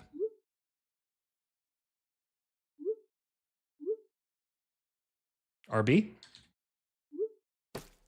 Oh! I got a break. Oh! Smack! That is huge. Though granted, it really doesn't make that much of a difference, right? Because he can just drop a road here. Yeah, he should have gone all the way. Like, it really doesn't make that much of a difference.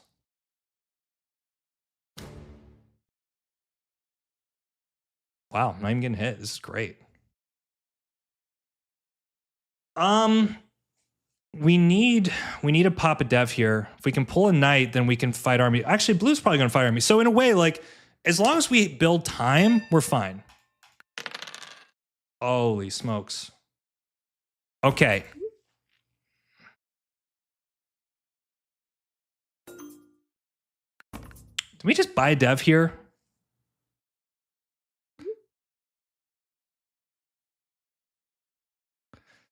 All right, guys, this is how you pull the Monopoly and win in Catan. Damn it.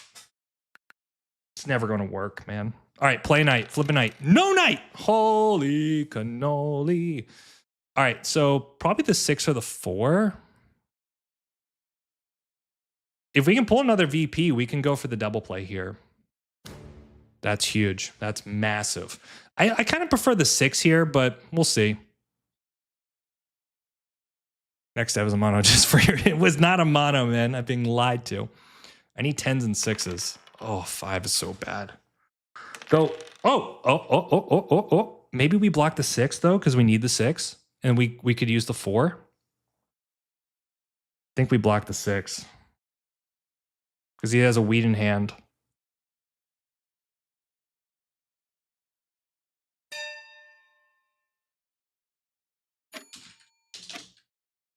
I'm gonna go for the snag here. And I'm gonna do this with blue. Sure. Can do. Okay.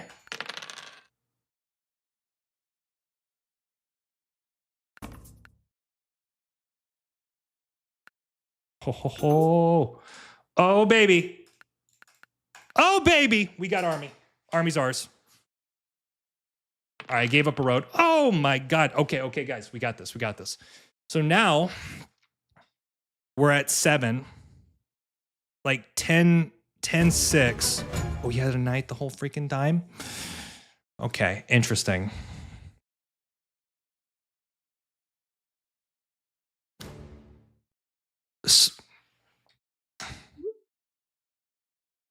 What? What? Oh my God.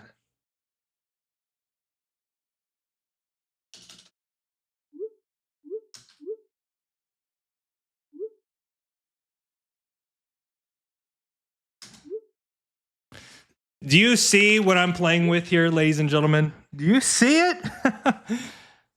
That's wild.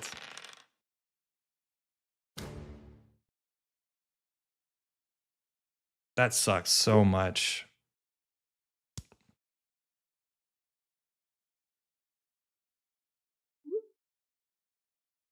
It's fine. Guys, stay in it.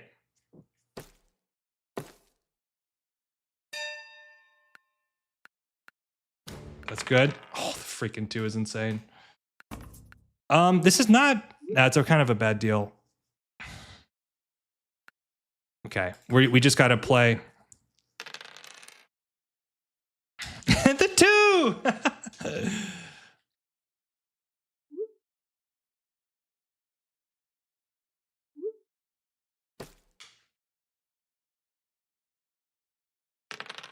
Bro, he's rolling like a Greek god. Guys, we actually have a way here. We actually have a way. I have wood. Problem is, we just don't have a city, right? So really, yeah, we don't have that. Like, he's a road from it, but we go to 7. It's pretty good. We can do this. We can do this. Blue is bitter. I don't know what his deal is. So we got to look at his hand here. He only has the wood port, so the 9 is technically... Oof. We need only... Oh, brother. Brother.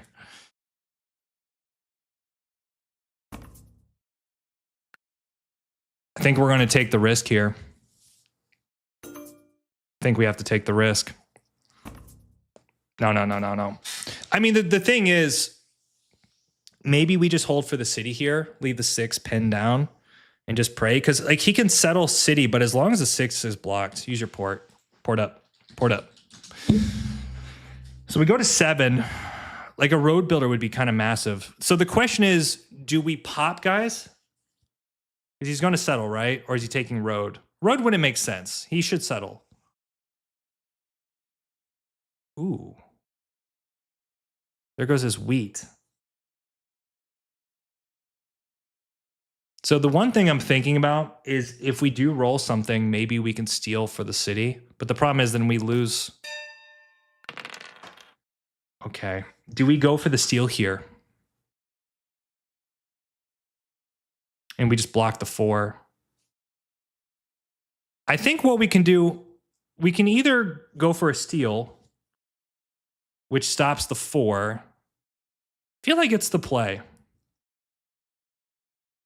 But we need a wheat here to make sense of this play. Okay. So now the question is, where do we drop the city? Do we go 6-3-11 or 9? I feel like it's 6-3-11, guys. I'll let you decide. 6-3-11 or 9-5-10? Or 6-9-10? First one that I see gets it. All right, we're just going to do that.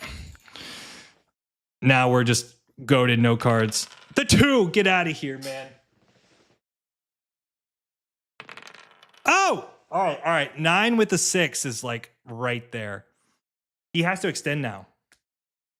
6-9-10, I think, makes a lot of sense. City life! There you go. I like this. He didn't extend though. Oh! 9 wins. 9 wins.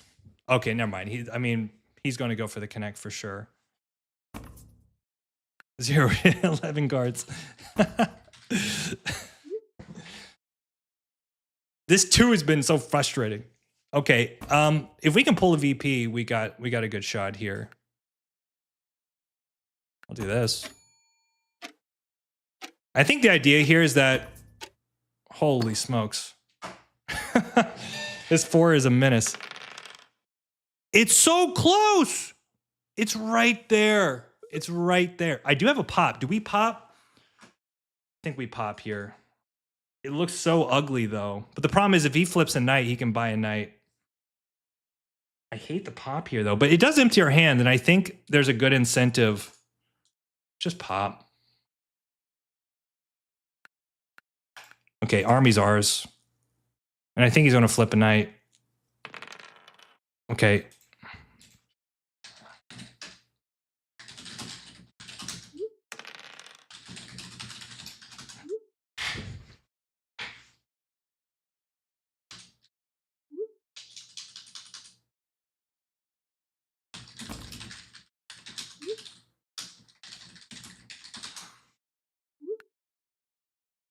See, this is the issue. Yeah, I mean, black should have gone for the full plow. Like he has...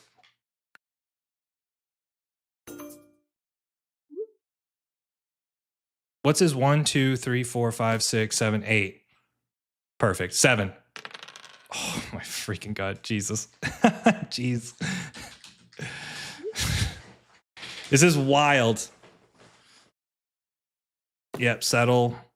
What's our connect here? 1. So we have 1. Is there any way, what do we do here? What do we block? Maybe the 9? Stop any shenanigans. Oh, baby. We need good cards here though.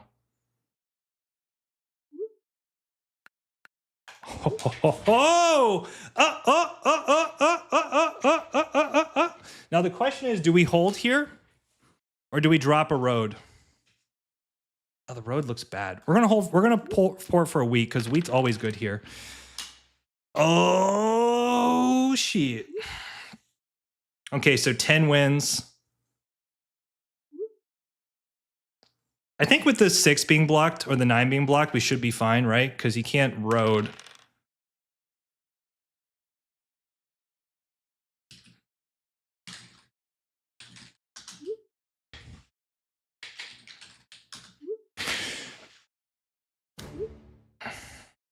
Oh my God. All right. 6. Does 6 win for us? We get what? 4 cards? It's not there, but like 9. We need a roll. Oh, God damn. Okay. This is fine. Steals a sheep. Pops a dev. Yeah.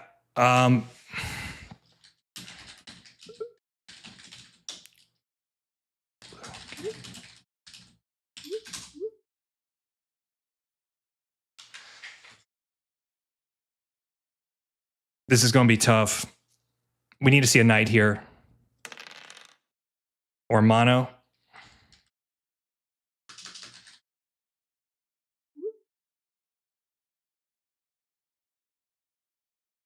Might be the wheat, which hits me too. He has no knight.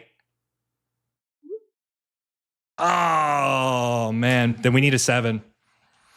Good luck. Good luck, Orange. 7. Oh, my God. Oh, you have the win, brother.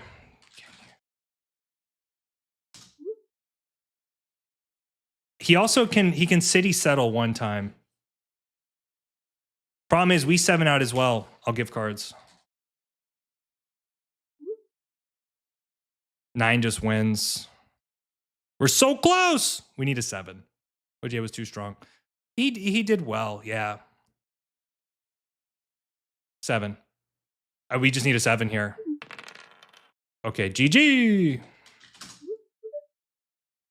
Okay, well, if he doesn't have it, the problem is he doesn't have a port, right? So he can settle, but he might not have...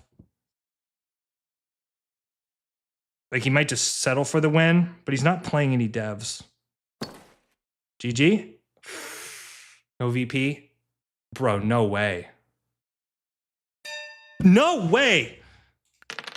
Oh my God, that is unbelievable. That is unbelievable. Oh my goodness. There you go. Shazam, baby! GG. Wow. Lukao, good to see you, man. Good to see you. What happened there? What happened? What was your hand there, Orange? Let's go back. He had a knight. So, did he have a potential steal for the win? That was wild. Could we have taken road? We probably could have taken road. Yeah, let me take a look at it 1 second. I want to see his hand. The question is, does he can pop. Could he have taken road? No, he doesn't have a port. It just shows you guys how critical it is. Like, port play is so important in Catan. And honestly, I think you might just double dev here. Or even triple dev. Like, if you're not winning, maybe you just take as much utility. Not to mention, if you pull 2 VPs, you win the game. But the likelihood is pretty poor, right? Because I've got 1. That's wild. Wild. No. So I guess it would be pretty unlikely he could pull the 2 VPs, right? He would need to pull 1 and then settle for the win. Crazy. Well, the thing is, gentleman Booty, good to see you. Good to see you. He could steal wheat for the win. Is that true? So you might be right. That's wild. What's up, Granny Boy? Granny Boy. Look, there was no cheating, no collusion. Yeah, I think he had to make some sort of play there. Because I think you just have to count that I'm going to win otherwise. But there you go, guys. Wild. So he just cities. Wait, he can city. And he's just right there. Yeah, he needs the wheat. So I wonder what's his chances. Like, there's a ton of sheep there. It's not good, right? Yeah. I guess you'd have to hit me, I think, and just pray. And blue has the mono. So he did have the mono. He was lying. Am I crazy? The chat believes above. The bluff. I think you had the mono there. I mean, it's just over otherwise, right? And not to mention, like, one way you could do that, blue, is you could say, like, hey, I'll mono the wheat, but I need some cards. I need some sheep trays or something, right? Like, do something. I mean, I know, like, you're in a weird spot, 4 or 5 points, but still. Points do matter. You know, like, I know some people kind of check out when they feel like they're not winning, but if you're playing a tournament, which I'd hope all of you are at some point in time, getting points is helpful. I calculate no wheat steals. Well, you know what? The thing is, I ported for the wheat, right? GG to you, by the way. I think I got pretty lucky there, but also blue probably had to push a little bit harder on army. Wild stuff. There you go. And then my hand, let me just go back to my hand really quick. What am I, red?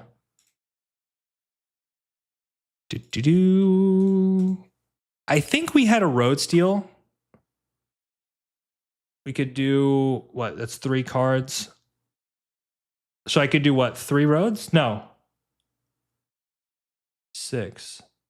So 1, 2, 3, 4, 5, 6, 7. 1, 2, 3, 4, 5, 6, 7, 8. No, we'd be short. We'd be short a road. Still interesting though. Very interesting. 111 on YouTube. We've done way more. We've done way more for sure. Especially at the Pinnacle, we've had close to, I think, 350 people live. But I think the reviews are probably not exciting people. Now that I'm playing some games, they're probably more excited about that. Also, I'm getting a weird notification, a warning about something. As long as the quality, it says the quality is good, but it's not great. So I'll have to take a look at that afterwards. Maybe something's going on. 22 viewers. Yeah, Twitch. That's so sad. Why not more views for Catan? Can you live if this dandy? Damn, it was Chester. Somebody had 1,000 views. Look, guys. This is not about the numbers, okay? Like, I show up, I play these games first and foremost because I love the game, right? I go to these tournaments, I'm just as excited, I'm just as nervous as anybody else. We will be building this. I really think we can take this channel to a special place, and like, I'm going to need your support. I'm going to need your help. And obviously, if you're new, like, please, I love Kelly. I appreciate the hydration. Forgot about the whole Twitch thing. If you're new, by all means, I'd love you to subscribe. You know, if you're into Catan, but this is your first time here, we have posted over 400 videos. We've won multiple championships, national champion, world semifinals, blah, blah, blah, blah, blah, blah, blah. I'm just excited. I think there's a huge opportunity. A lot of people at the official Catan have also recognized this as well. So I think there's a lot of interesting things that we can do with them. But it's going to take your support. Really is. We're going to get into the game too now. Yep. Quick question. How much work has been on Catan bots solvers. I'm a programmer who's looking to put together strong AIs for Catan. I'm curious what the community has done already. Your face is very light, otherwise seems fine. I don't know what that means, Hannah. Like too much light? Am I glowing like a freaking angel? As far as your question on the AI there, Anurag, very little. There was somebody that was in the scene for a long time that did build a very interesting, I guess you would call it neural network. And he did it for Catan. It played a million games and it kind of learned from itself. It was actually really good. And the way that it would table talk, it was so interesting. When I'd play the bot, every time you would make a move, it would have a win percentage chance by each player, right? So like, let's say you made a bad move, your 25% would go down to like 19. And then you make another bad move, you go down like 3%. So you'd make like a simple road drop and the bot would be like, yeah, that was garbage. 3% chance to win now. And you just feel like so dejected. It's like, wow, it really didn't like my play. It's like the most savage form of table talk is to tell somebody, yeah, you just lost 20% chance to win. But I did beat it. It ended up feeding me the win. I did a win trade. So I'm like, yeah, you got to fix your bot, brother, because it's talking mad shit and it doesn't know how to play the game. I do have that recorded. Maybe I can get it on the channel sometime. It was actually a really funny video. But yeah, I think there's a huge opportunity. If you're good at AI, come on in. I'd be more than happy to offer some insights from a logic standpoint to say, like, here's some fundamental things I think a bot could do. Like, the simplest thing is on placements, as an example, you point your roads towards the coast, right? Like, why is your bot pointing the roads inwards? Like, everything is shown that's a bad strategy majority of the time. So I definitely think we can do that. You said something about a warning. Your face is glowing a bit. It's probably just glowing because I have a light on it, but I mean, I can turn the light down a little bit. Boom. Let me just boom, boom, boom. Should be fine. Hey, Drew, usually you pop up on YouTube when you're live, but not today. RIP. Yeah, something's going on there. I'll have to double check. I think what's happening is I'm using a program that's sending out to Twitch and YouTube, but I'm concerned it's actually throttling the stream back a bit, right? Like, it's not getting pushed out simply because of the conditions of the stream. Your current bit rate is lower than recommended. So it's a bit rate issue.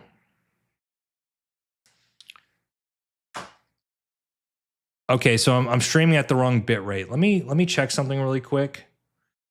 I might just have to go in and edit that. Maybe that's why it's, I mean, if it looks good and it sounds good, that's great. But we shouldn't be throttled back. 1 second, guys. Stream settings.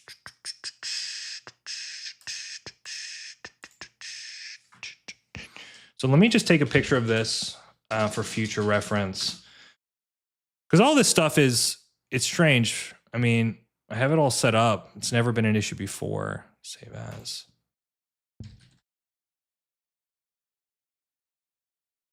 I'll fix that. I will fix that.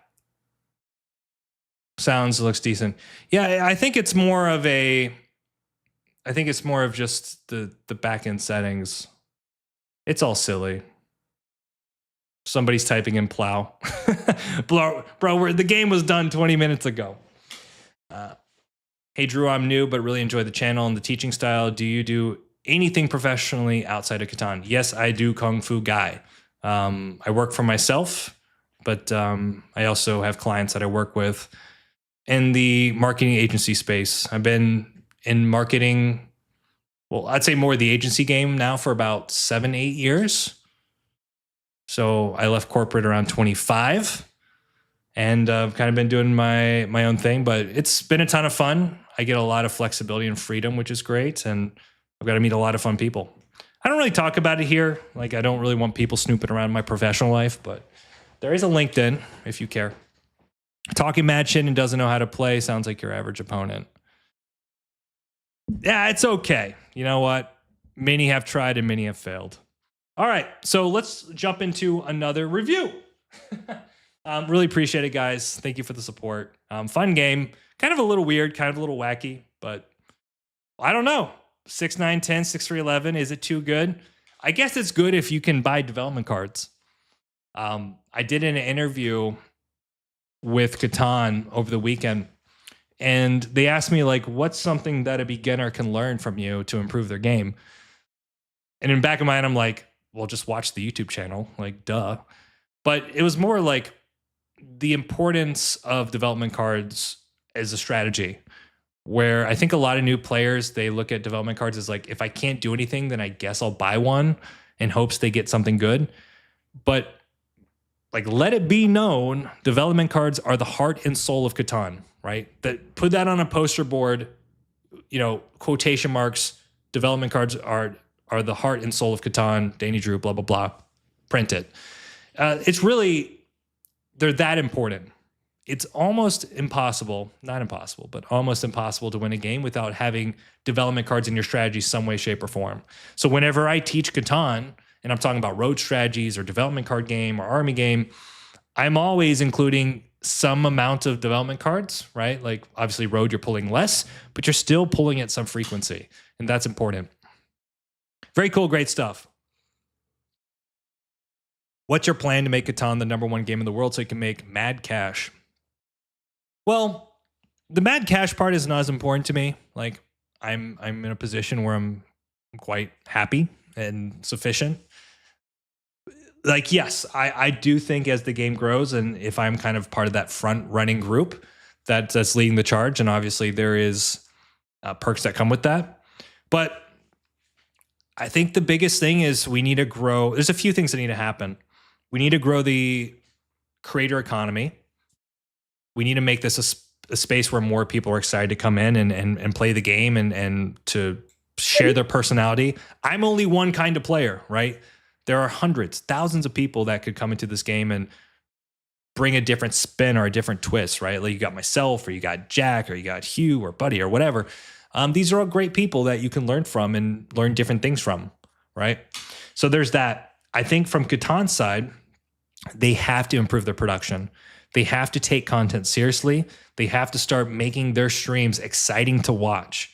And they know this. They like, I did a poll on my channel recently, and people were saying like 80% were saying that the streams are okay to poor. It's like, if you want to have an excellent brand, you can't have your online perception be okay to poor. So there's a lot of things that are on my mind that I want to help the scene with, but we're working on it. It's a new game. It will grow. It will. And it will grow because of you guys. All right. Are you guys ready for another game review? I might do one more and then call it, honestly, because we're kind of going here. And unfortunately, I do think we're being throttled back by... Let me try one thing. Let me see if I can fix my bit rate, because I should never be having issues here. Ah, it is. It's on the wrong bit rate. So interesting. So interesting. This actually might have been a... I don't know why that was the case. Okay, 6. All right, guys. If I lose you, I'm sorry. I'm fixing settings. All right. Are we still live? Can I get a confirmation? Are we still here? This might have been a bad decision.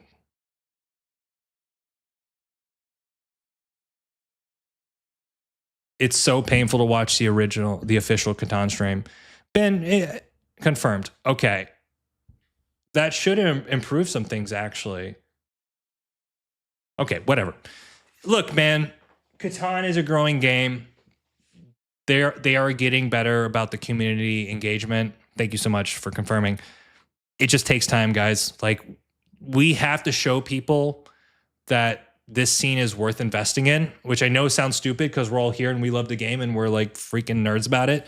But Catan is only just starting to see that. And that's exciting. All right. I think we've got the right setting now. So that means hopefully it's going to actually put it out to the right people. Let me put one more doc up here. Stats. Average recording. Bitrate is, the bitrate is good now. So how do I get you guys back on here?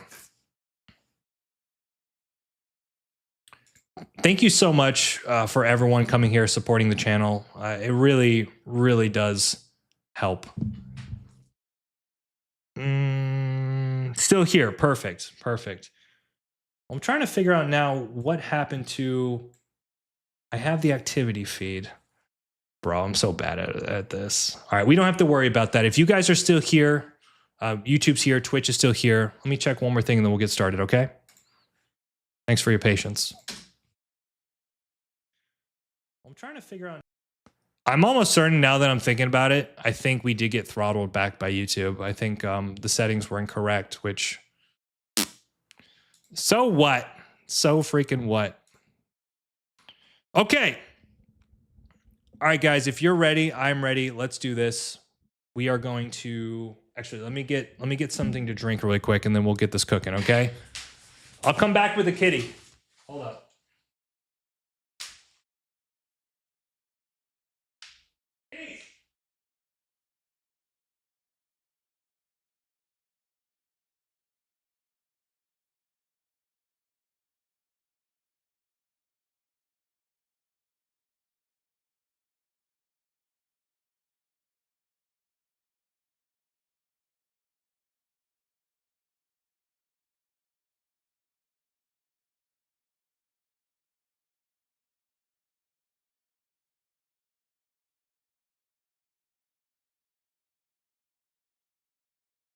Okay. Everyone say hi. Klaus in the house. Hello, Klaus. Hello, stream. What factors go into buying a dev versus sitting up? Boop loves Klaus. Boop is Klaus's biggest fan. I can just hold him like a baby all day, and we'll just be hanging out. Peter, I'd say the factors related to when to city versus dev. If you don't have a clear path, I'd say go for the city. It just depends, right? It depends on what your strategy is. It depends, like, if you need to try to build a 10 as an out more. I find a lot of players usually dip into devs when they should be sitting more often. Oh, let's just put it this way. I would say buy more cities, get more cities. In the very least, experiment, right? Because if you're like a strong dev player and that's just like how you clean your hand most of the time, you're going to learn new things when you start changing that approach. And what you're going to find is you're going to put yourself in a lot more situations where you can trade more cards. You can take different lines of play because you have different options. So I don't want to go into like a fully nuanced answer because I could like go onto a tangent about it for an hour. But I would say like just experiment, reflect, talk to people in this community. 1%.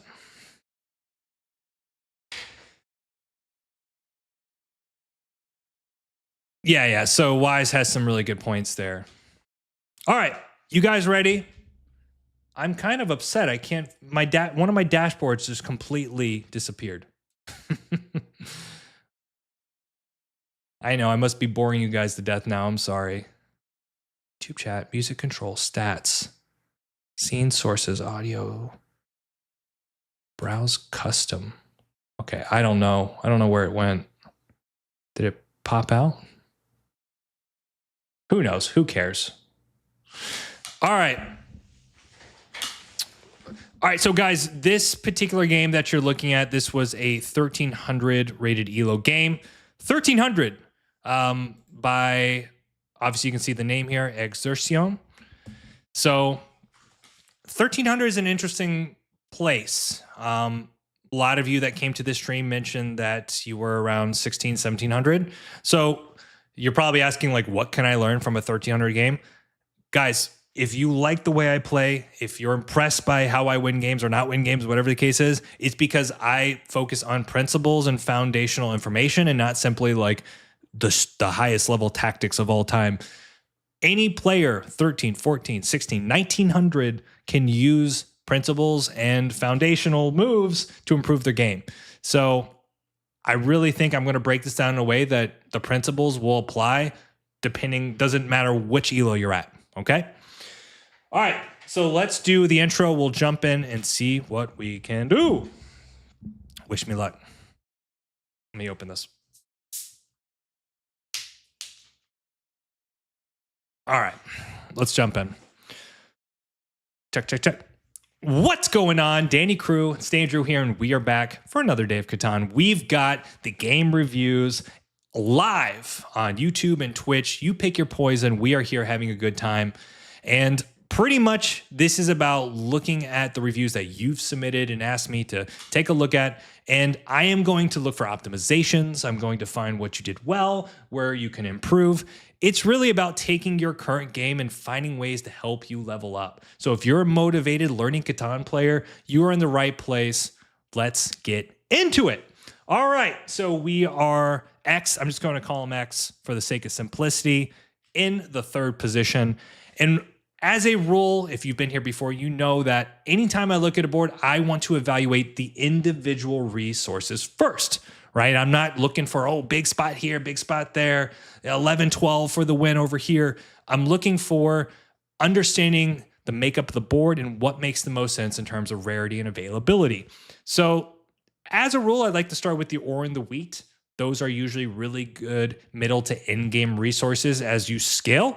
But then we'll go through and look at the brick, the wood, the shape, all that fun stuff. So ore and wheat, right off the bat, it stands out to me that the ore is lacking. We have the 11-12 as mentioned before, but the 10 is, not so exciting.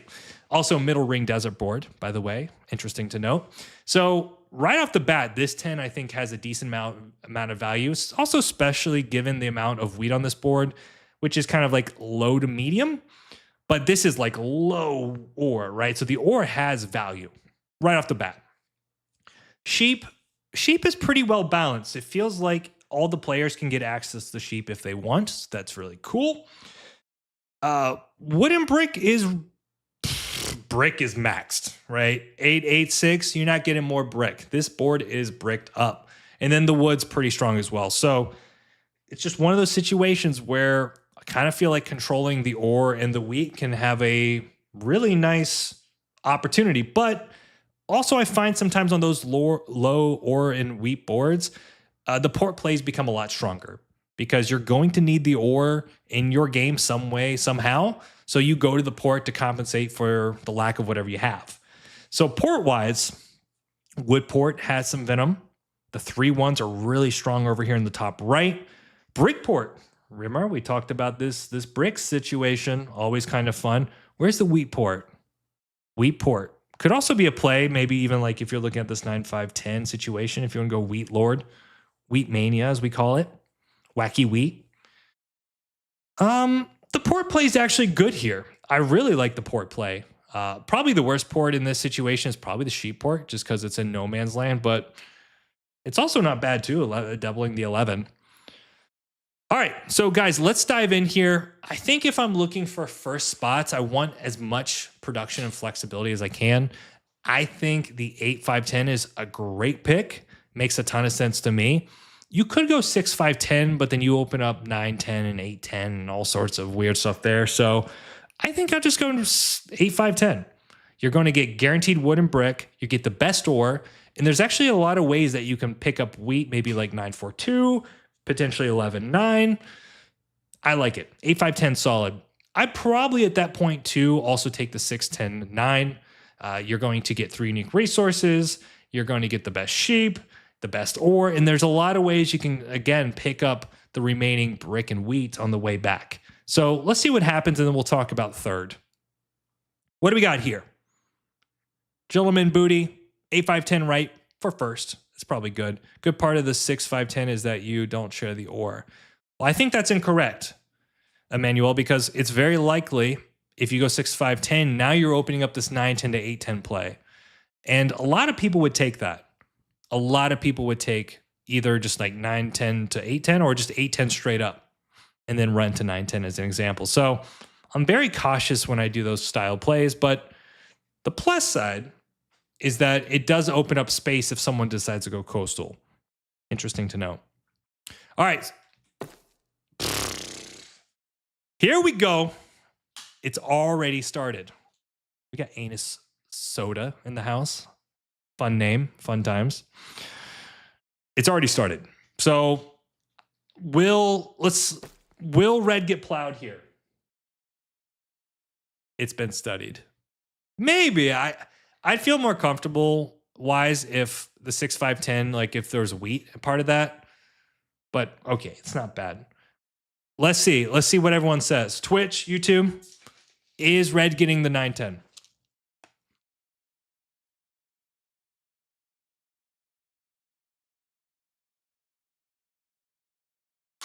Nope.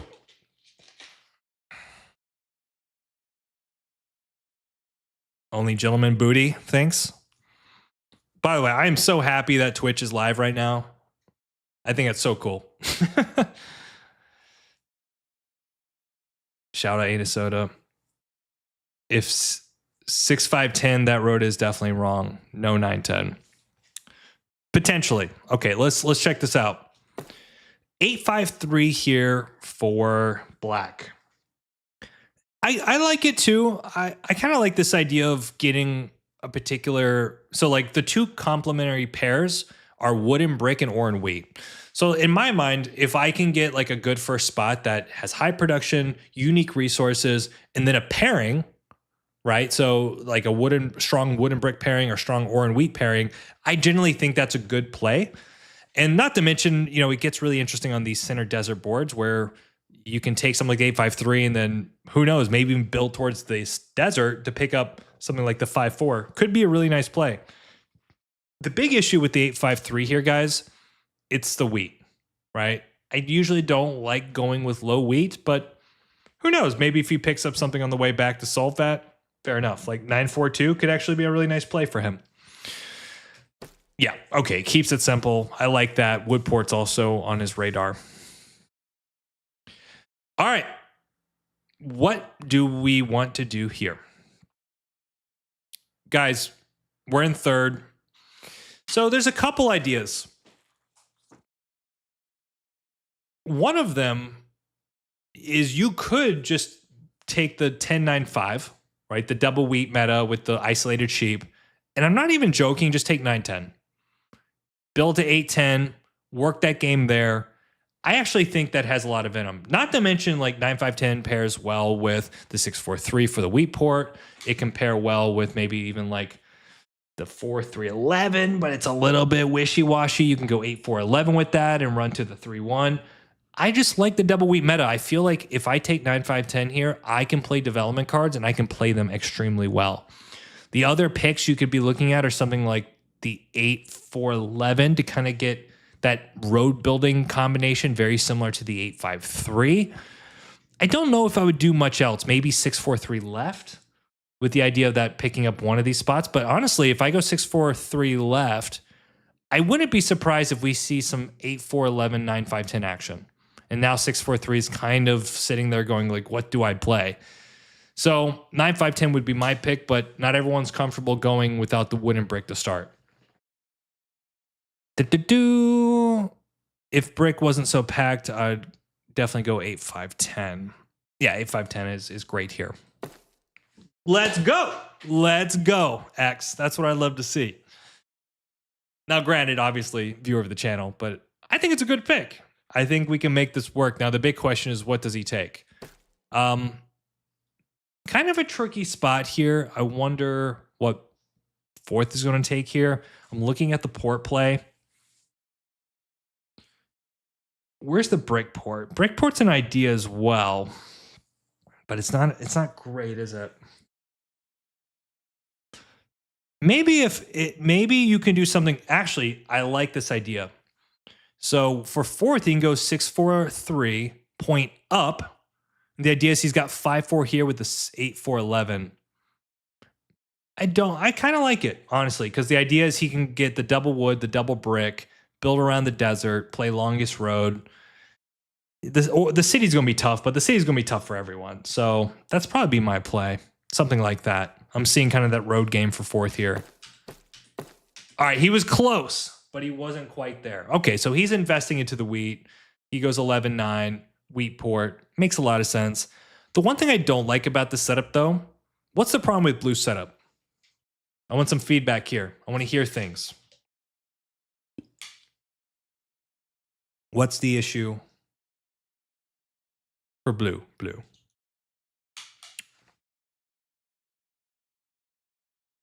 Master of none. He's the brick guy. He's bricked up. He's got all the brick. I would say, and slow. So much brick, no wood. What's up, man? Good to see you there. Bad ports. The port play is not bad, right? Like he's going to literally pick up all the wheat and go to the wheat port. Like good for him. His ratios here are bad though, right? He's got no wood, which, okay, you can make the case. You can trade for it. He's only got the 4 sheep, but he's got all this brick and he can't do anything with, right? Like I almost think, I'm trying to think like, how does he make this better for himself? Like maybe even taking the 8-4-11 just to get that touch of wood could actually be a difference maker here. Not to mention he could point right, go to 11-3-11, right? Pick up another source of wood. I would prefer that personally. And he's already got enough wheat with the 3-11 combined. So, I mean, blue could win this, but I think he's going to have to pull some good devs and get some really good rolls to keep him in the game. So, all right. So we do see the 6-9-12 here for orange. And probably makes a lot of sense here to point up, points left. I don't think he's getting that space, though. He might. I just don't see it happening. Because one of the issues here is that black can just take the 4-3-11. He can play wood port. He can make trades for all the sheep and wheat that's on the board. And he's got a pretty decent game with that. So it's almost like, I almost think that's why the 9-10 was better here for blue. Because he can try to just focus on getting the best ore. He has the best wheat and sheep, and he just buys devs. I think that's perfectly fine for him. Zoltan, good to see you. Good to see you. He's all right. So let's see what happens here. Yeah, this is the thing, right? But 6-3 could be on the radar here. All right, so black technically picked up a bunch of ore here. And man, this is a pretty good position. I think if you are red, you can either go 9-4-2 and you're happy about your life, or you can go 8-4 and play a slightly different game. 9-4 2.0. Okay. Look at this, man. I didn't think red was going to get the 9-10, but obviously I'm bad at this game. Here's the issue now. Who do you guys like? So red, he does get it. Yeah, red's in a great spot. The thing is, red has everything he needs, right? He's got an amazing port incoming. He doesn't have the brick, but there's so much brick anyways, right? So the idea is like after he settles onto this 9-10, he's going to have a ton of wood, but he's going to have a port for the wood. So this is a big thing I think about is if I have a bunch of a resource that's like dead. So in this situation, this wood is dead in red's hand. It's not dead after he gets to the port because he can churn all that wood into, it could be his additional ore. It could be his additional wheat. In the very least, he can just trade wood for brick with all these players who are dying for it, right? Like wood for brick is a no-brainer trade with blue. So red set up really nicely. Let's see how orange plays this. Everything according to plan, I guess so. All right. So black is going to have some really funky hands until he gets to the port. Black has a lot to do here, right? He needs to get to the wood port in the 4-3-11. I really question how long that will take. And he's probably going to have to shift a lot of this wheat to players like orange and blue. This ore to orange and blue. So I don't really like the way he scales. I feel like he's got to give too much to get his position running. All right, so black is going straight for the wood port. I think that's fine, though I feel like 4-3-11 is better, right? It's just his ratios get better. He gets more wood to go with the brick. He picks up another source of wheat. So the port's a little bit premature, I think. Premature attaculation. All right. Very interesting situation here for orange, right? He's only got that 12 ore, so if it does pop, it is nice for him. Makes a great trade here, right? Wood for brick. The forever trade, wood for brick. I really like it. Now, if you're orange here, you got a road. Where do you go? So let's see here. Blue's going for the 11-9. We do see a hit on blue by red. I don't really like that. I don't think it's necessary. I think your biggest competition is orange, potentially. Black rolls. He steals from red, which makes a lot of sense on paper. All right, we have a pretty nice hand here. What do you do? Where do you drop the road if you're orange? Premature. Emmanuel, I knew that was Nuke. I knew you're Nuke, man. I recognize the name. It's good to see you, man.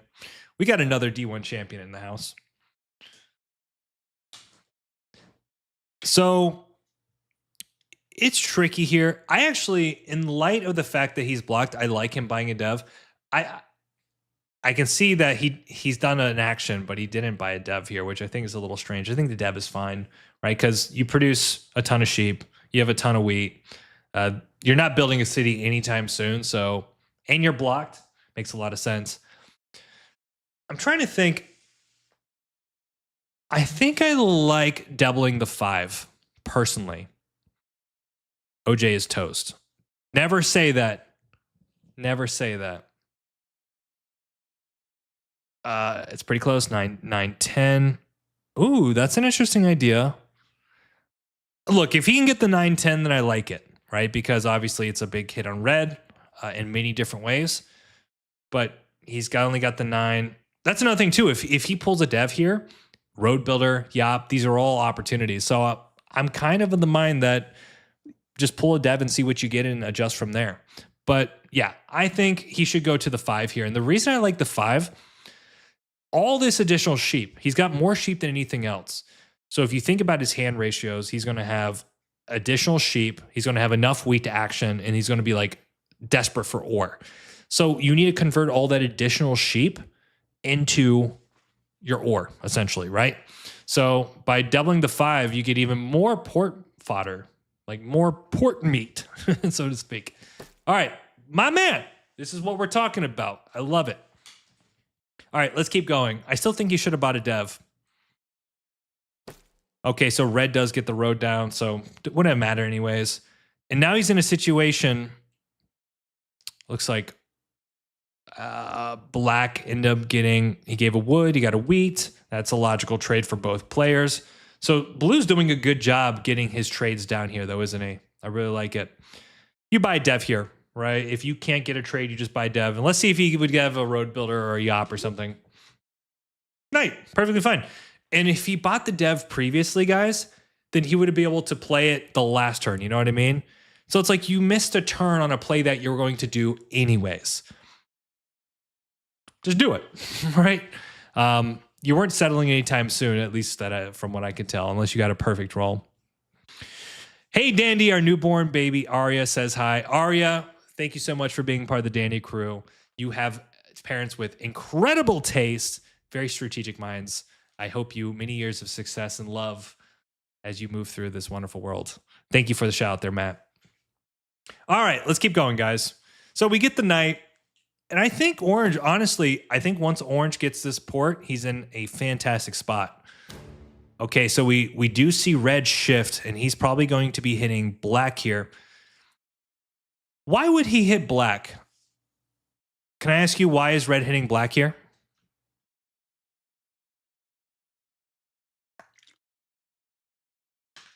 Kind of like, let's go.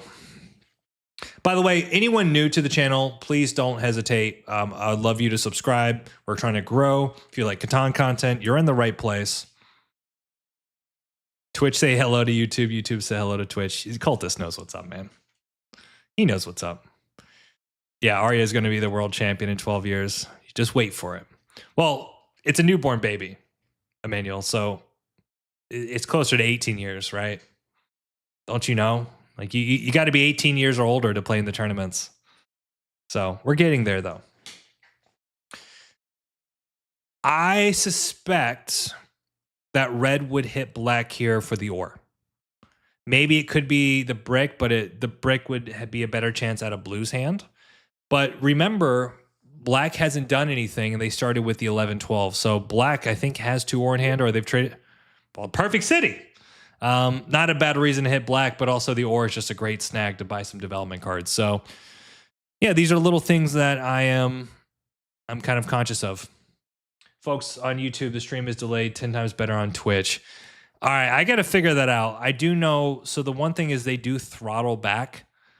Like I think it's like a 8-second delay, something like that.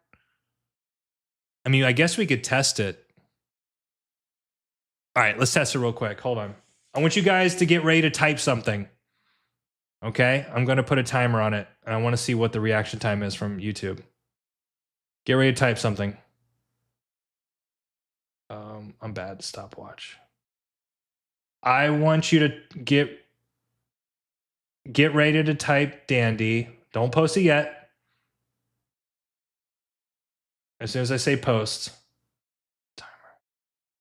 Oh man, what am I doing?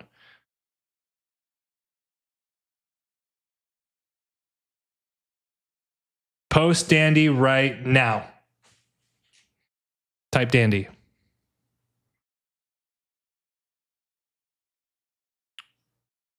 Okay, it's like 7 seconds.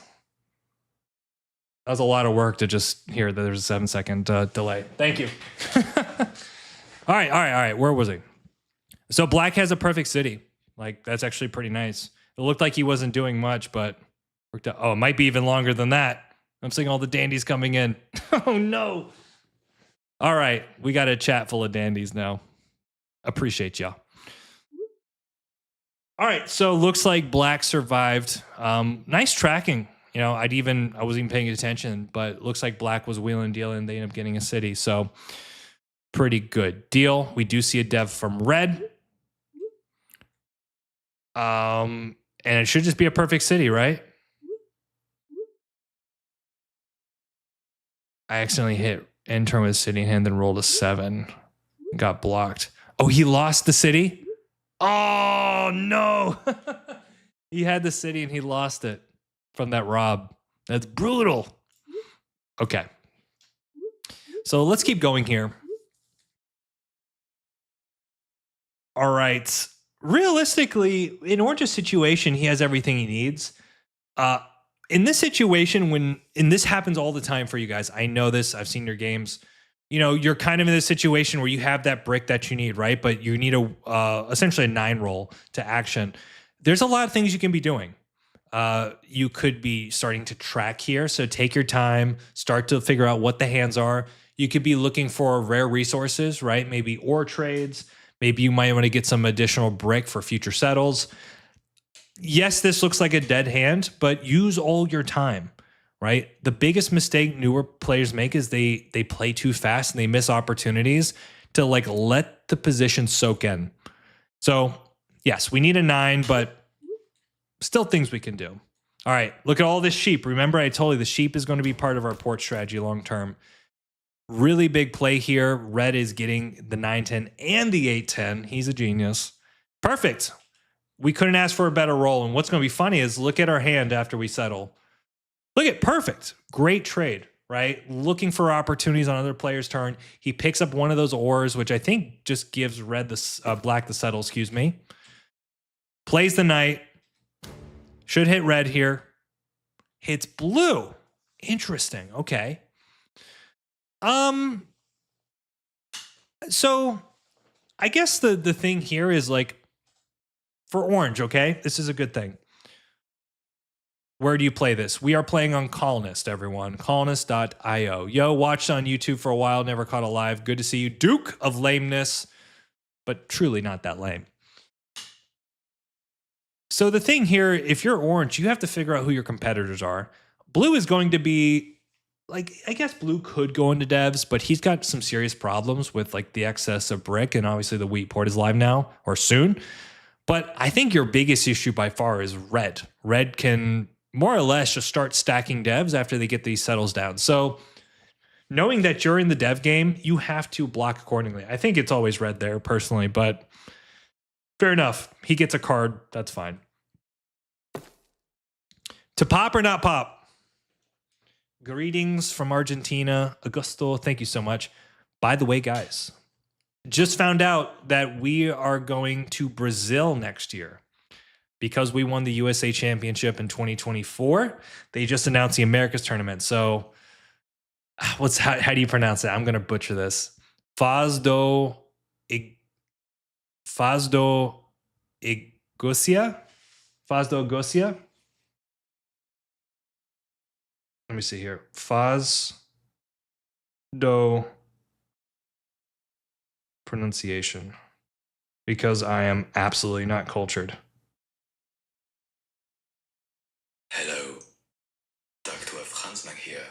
Just pronounce it. This city in the state of Paraná is famous for being the gateway to the... Oh, I wanted the pronunciation. You gave me some weird... pronouncenames.com. Foz do Iguaçu. Foz do Iguaçu. There you go. Foz do Iguaçu. So we'll be there in Brazil next year for the Americas tournament. Hopefully get into Worlds. Sorry, tangent. I like the pop here. I feel like he's already pacing Army. Every dev is good here. VPs are good. Knight's great. He keeps the pressure on red potentially. Yop is the city. Mono's always amazing. Road Builder gets him around the board. I really like it. So he pops. Perfect. Yeah, makes a lot of sense. And he's just playing his game, right? And I think this is one of those situations somebody was asking about, like, do I save for the city or dev? It makes a lot of sense here where I just think you can be steadily buying devs and no one's like really a city threat, right? Like no one's going to be sitting anytime soon unless like 10s go haywire and red can drop a city. So it makes a lot of sense just to like really hammer in your win condition, which is devs, and then play it from there. And of course the 10 rolls immediately. All right, so we're also seeing devs coming from red here, and he's got one non-knight, which is pretty terrifying. Another 10. Already more 10s than I had in my semifinals last weekend, which was brutal. Aggressive knight. So he looks like he's fishing for the ore. So what do you guys think about this play?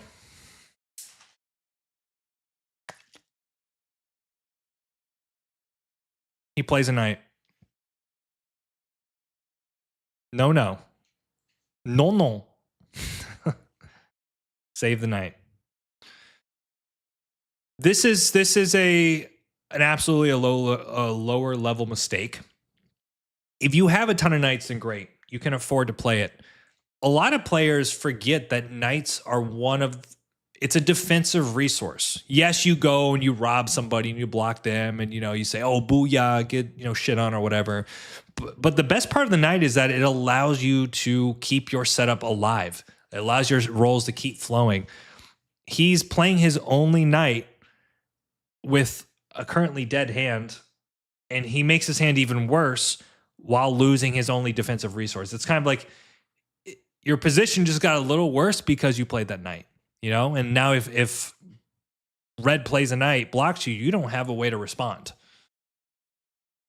Drew Live, greetings from Israel. Thank you so much, Gatafix. Good to see you. Yeah, and I think now he's even in contention to 7 because he just put himself onto 6 cards. So I don't like it. Wow. Mega block here. We see, Blue, to his credit, he is actioning. He has been getting a lot of trades, which I think has played into his hand really nicely. And something I'm seeing is that if Blue can potentially get to this 5-4, like let's say he builds this way 5-4, he can potentially that could be like the roadblock for him, right? Because he goes here, he cuts through here, he can build this way. All right, 7 rolls. Wow. Mistake here. Obviously, Blue is doing well, but I also think you have to be conscious. Like Orange buys a knight for 5, and here comes the sheep. All right, here it is. 8 cards in hand. How many cards would he have if he didn't play that knight? There you go. Like you're seeing it right here, right? Like that mistake, and it's a simple thing. I didn't even have to like do a deep calculation. I knew that wasn't the right play from a fundamental standpoint. And you're seeing it actually crush his hand now, right? He was going to have a dev and now he's got nothing. So tough sitch, but if he can steal the ore, doesn't get it, his hand is still dead. But okay, it's a setback. Now he gets blocked. And now we're seeing he needs a roll here. So maybe wood for sheep. So he needs to start looking for trades. I think wood for sheep is not a bad idea, to where maybe he can pop again. But he's leaving his hand on 7. So now we're starting to see the mistakes stack up, right? He had a good position. I think he did a really good job to kind of keep it moving and get it settled down. But this is where a lot of players make mistakes. And I think if he's not careful, it's going to compound really fast. Like he's going to lose momentum. Red is cooking. Okay, remember we said this 5 was going to be our port. This is our port machine. Don't 7 out again. Perfect. What is he going to do here? Oh man, I see what he does. What's the play here, guys? What's the play?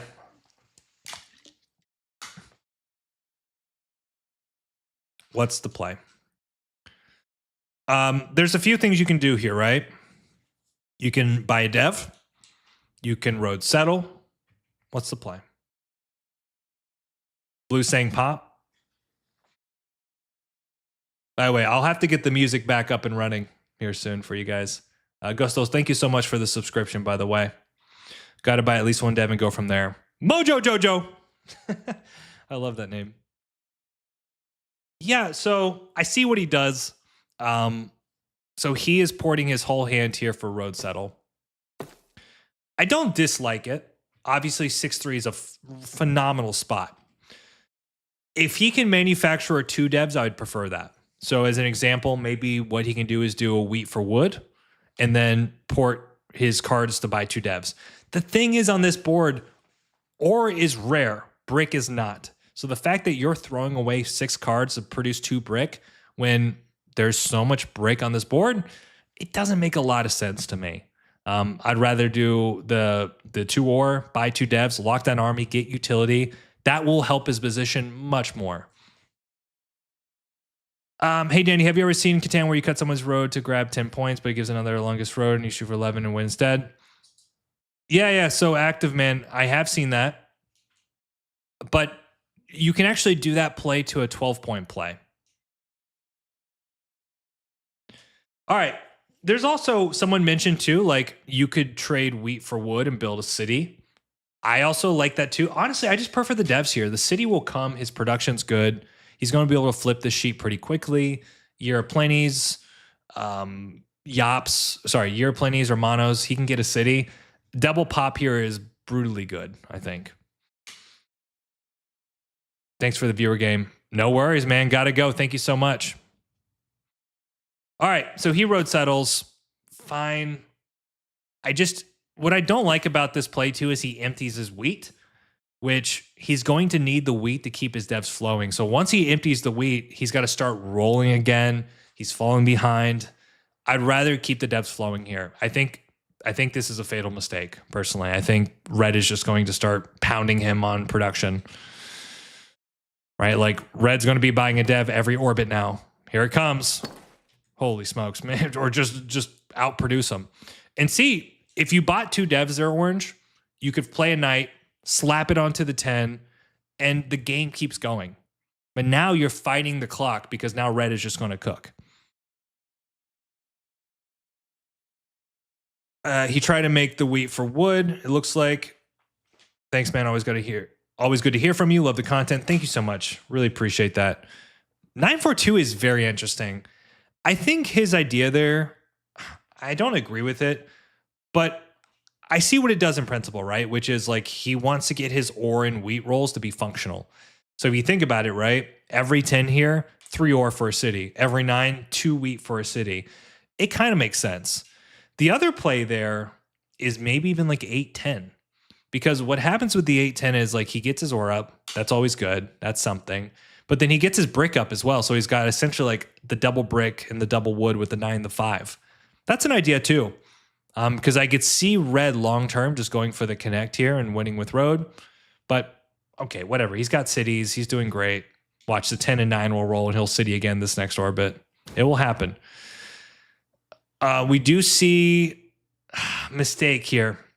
Just a bad block. You got to recognize how strong red is, and you have to hit red in a better way. In fact, I would even say the 9's better here, right? Because the 9 completely cuts the wheat source from red and really does hamper orange quite a bit. Andre, good to see you. Welcome. First live. Thank you for the support, guys. Really appreciate it. All right, so let's keep cooking here. We do see the wood port go down for black. I really think... Oh, the 12. Fantastic roll here. Okay, so we do finally see the 9. I do think this does quite hurt red. Wow. So he doesn't hit orange, which is kind of shocking because I think orange is in a better spot. And here's the thing, right? Now, because orange used all his wheat earlier, he's got to make his hand even more inefficient. So he ported massively to get the road settle, which he didn't need. And now he has to port again when he could have had a handful of wheat, right? It's just thinking long term about what your hand needs, but he's got to. What is he doing? He ports for an ore. So I don't know why you would just port for an ore here. Like, for instance, I mean, maybe I think the ore is fine because you need it, but just buy a dev first, right? Like, why commit your hand if you don't need to? I don't know. Just interesting, like the way you paired that. I would say just port for the wheat, buy a dev, and then assess from there. But you do it this way. Honestly, I would rather just leave my hand with the sheep because now your hand's vulnerable, right? You port for the ore, you buy a dev. Everybody knows half your hand is a 50% chance for an ore. I don't like that. I think you're overcommitting your hand there a little bit. And I'm telling you, look at the 5s. Yeah, red is just cooking so freaking much. Looks like, yeah, great steal. Finally, we do hit the 10. We need a dev here. Okay, so we're at 7 now. The only way, there's a few ways that I think this game goes on. One, I think the 5-4 needs to go, which remember we discussed, like blue should have taken 5-4 earlier, right? Like if you control the desert, you control the road, essentially, when these center desert boards happen. And it's just like red is getting literally everything, which is absolutely bonkers, I think. But okay, we finally got there. I think if orange had more control in knights, red would not be this strong. But we're here. Whatever. We got to figure this out. Looks like we got some cards here. The double brick's not that good though, right? Like, yep. Boom. So we have a road settle, but nowhere to road settle. Maybe, yeah, here we go. We need to see the road go down. So flip a knight. I think it's just the 10 here, right? Because he can take road, but he would need a city to win. 5 is, yeah, super good. Now I think if you're orange, you've got to start. Where do you want to go here? Honestly, I might even consider going around the 5, trying to make this 5 super good. Let's see here. Hella from past switch. Bet it'll get stolen now. Potentially, yeah, yeah.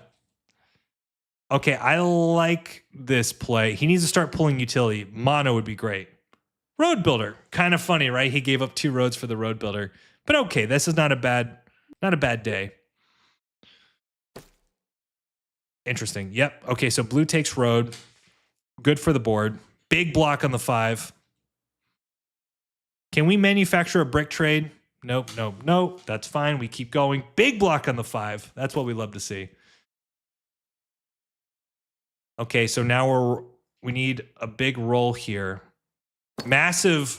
Now black is cooking. Holy cannoli. Why? So this is a funny little thing, okay?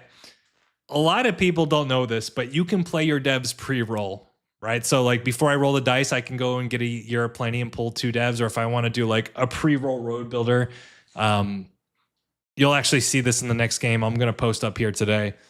But it's just funny. Like he decides to pre-roll road builder. I mean, I prefer not to do that personally because the thing is, once you play that road builder, you're going to get less trades. So like, why don't you just hold your hand, you know, kind of see your options and then play it afterwards. But okay. 5. Yeah, this is great. I kind of like, so let's think about this. pros and cons, okay? The pro of going to 5-2 is that you make this 5 kind of like a free card roll. Like you just juice the 5. But what's the biggest con? What's the biggest con of 5-2? And I want you, excuse me, I'm trying to get you guys to think positionally here. There's a massive, there's a massive con here. The 5 block, that's an idea, right? But I mean, I think in a lot of cases, red is getting blocked over orange right now. There's a very interesting idea here. And it's like these little things that separate. It's Uri B. What up? Everyone in chat, say hi to Uri, one of my best friends in the world. Good guy. He was at Nationals supporting me. Love you, buddy. Good to see you.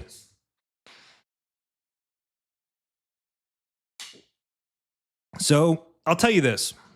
The biggest issue by far, you got to think about opening up opportunity for yourself. Can't road. Well, that's true. Yeah, that's another thing too, right? Like you're not giving yourself that option of longest road potentially. But if you go to 5-2, great, you get a settle. But then what else? What other settles can you get from the 5-2? And unlocks 1 settle, not 2. Exactly. Yes.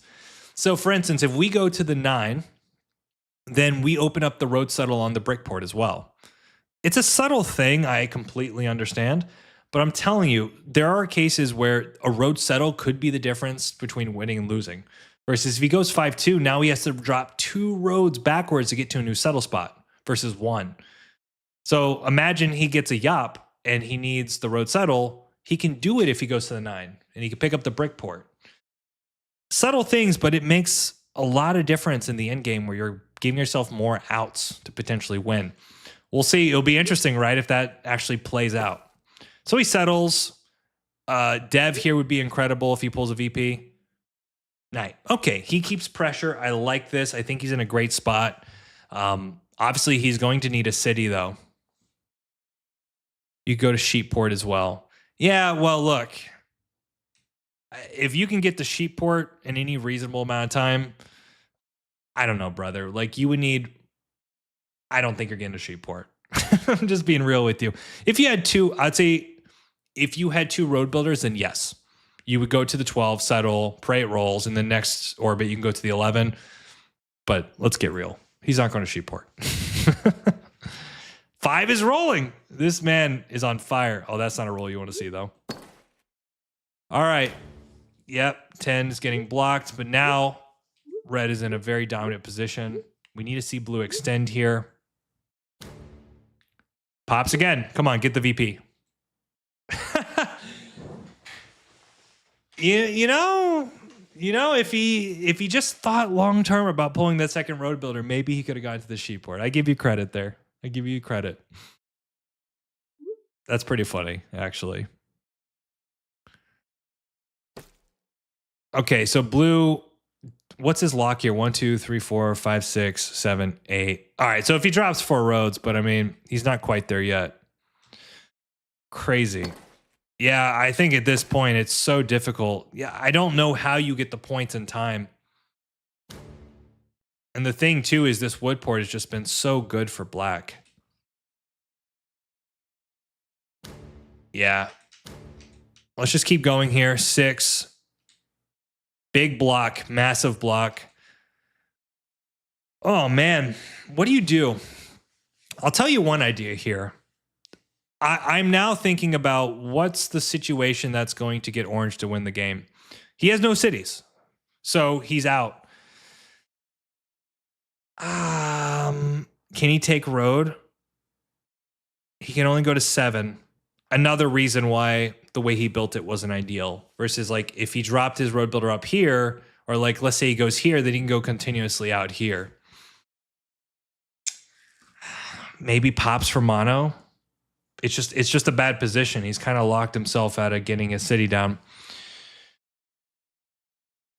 Connect around the 5. Oh, he could. No. You're right. He can go around the 5, 7, and 8. So do you hold or do you trade for the win? He's trying to go for the win. He's trying to trade for the win. Okay. Wow. I don't know. Why would you port for the wood there then? Oh, that was a good call, guys. That was a good call. You're right. You're right. Don't listen to me. I'm an idiot. I think then like you can produce the wood. I don't like the port for the wood there personally, but you can see what he's doing. He's going literally all in on this play. He needs a 7 here. Oh, that has to be game. Yeah, it's definitely game. What? He didn't have it?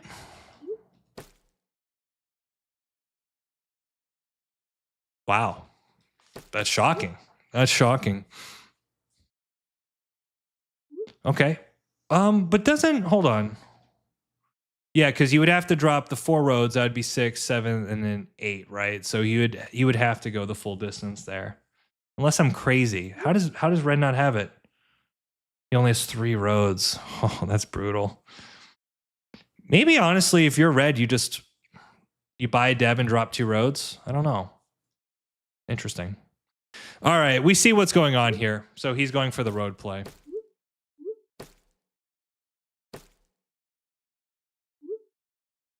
You lucky dog, you. You lucky dog.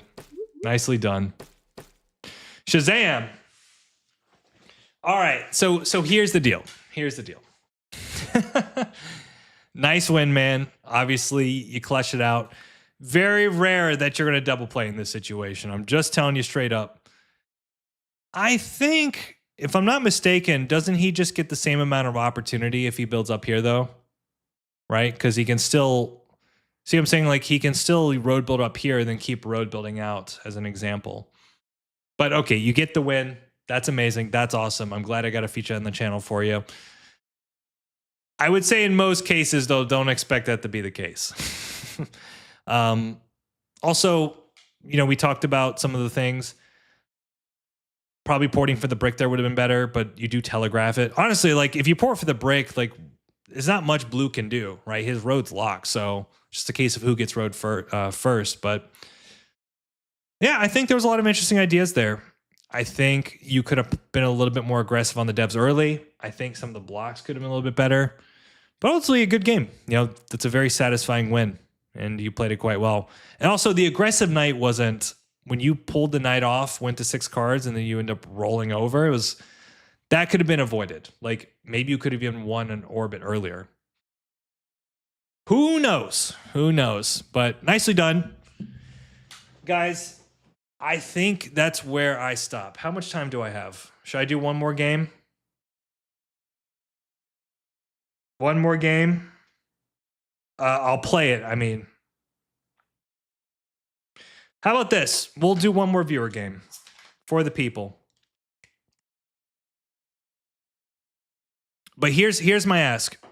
I'll do one more viewer game, but whoever is not subscribed, or if you haven't liked the video, hook me up, give me some love, tell your grandma, whatever we got to do to keep going. Let me just check the stream, make sure everything is good. I'll do one more game for the people. I'm a man of the people out here. I also want to ask a question to everyone. Right now, I've been doing a lot of research on this. Right now, what is your biggest weakness in Catan? Now, of course, like, you don't know what you don't know, but where do you think you're lacking the most? I'm just kind of curious. Like, do you think it's placement strategy? Are you kind of failing in the middle game? Do you find you have a hard time closing? You get stuck at 8 or 9 points? Is your table talk absolutely garbage? Tracking. Intelligence. Blanche, I can't help you there, brother. I'm sorry.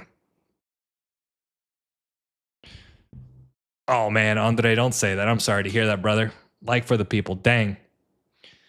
Danny, if you want the placement app I created the other day, just tell me where to send it. So, Andrew, why don't you send me a DM via Discord? I am all over Discord. And we can talk. We can talk. That'd be the best way. I'm looking for, it's so strange.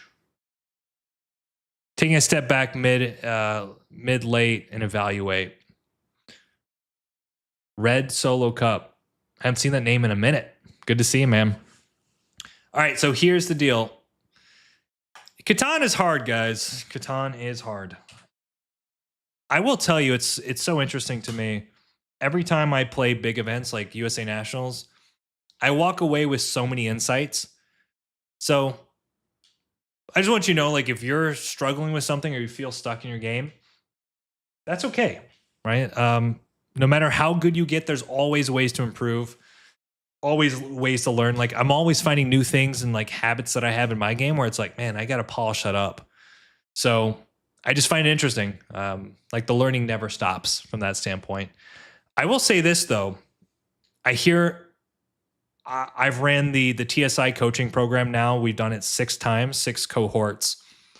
And I always do a call with everyone that comes on. 80%, I'm using a rough number, a lot of people generally tell me their biggest concern is tracking. Tracking this, tracking that.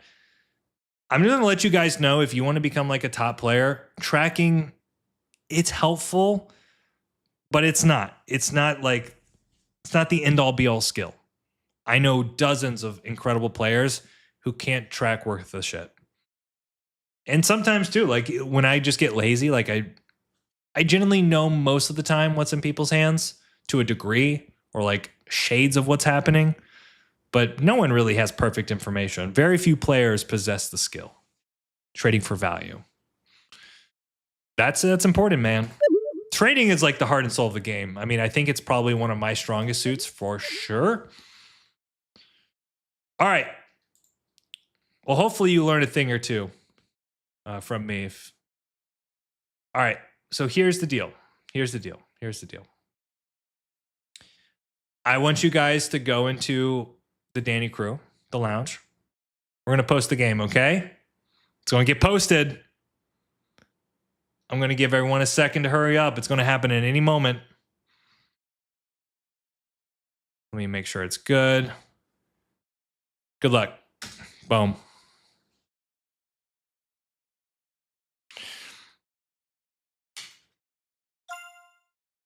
Blanche, get out of here.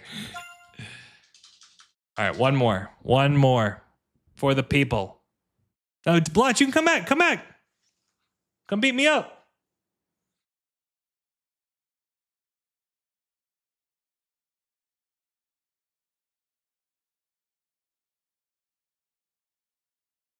Dude, you are more than welcome to play. Uh-oh. All right, we need one more. Thanks for the live, Danny. Have a fantastic weekend. Peter, thank you so much. Really appreciate that. Can't track. What a name. What a name. All right. I think everything is good. We don't need bounce dice. Are you guys ready? This will be the final game of the day, guys, and then I've got to call it. Leaving stream. Good luck. Have fun. I trust you guys. And if you're lying, pour on you. All right, let's do it. Let's have fun with it, guys. Thank you so much. First pick. All right, chat. Is this a 9-4-6 angle here?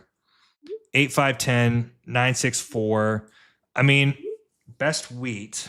6-9-5's a play, but then 6-3 goes in a lot of cases, right? We can also do 8-5-10. Feel like it's just a 6-9. Where's the sheep? Sheep's up here, huh? All right, we got one more game in me. Oh, there's no sheep.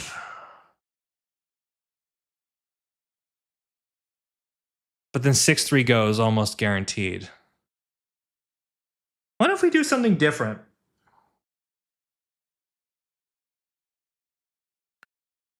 Okay, we'll just do the wood port. Screw it. My thought here, look, we took an absolute trash fire setup last game, so no reason we can't. Good luck, have fun, do it again. My thought is the 6-4-9 obviously is like the best spot, right? tournament on the line. I'm taking 6-4-9 and I'm rhyming. The problem is it's obviously a strong spot. The 6-3 is most likely going with the 8-5-10. So I figured, why don't we do something different? Yeah, I think so. Makes a lot of sense.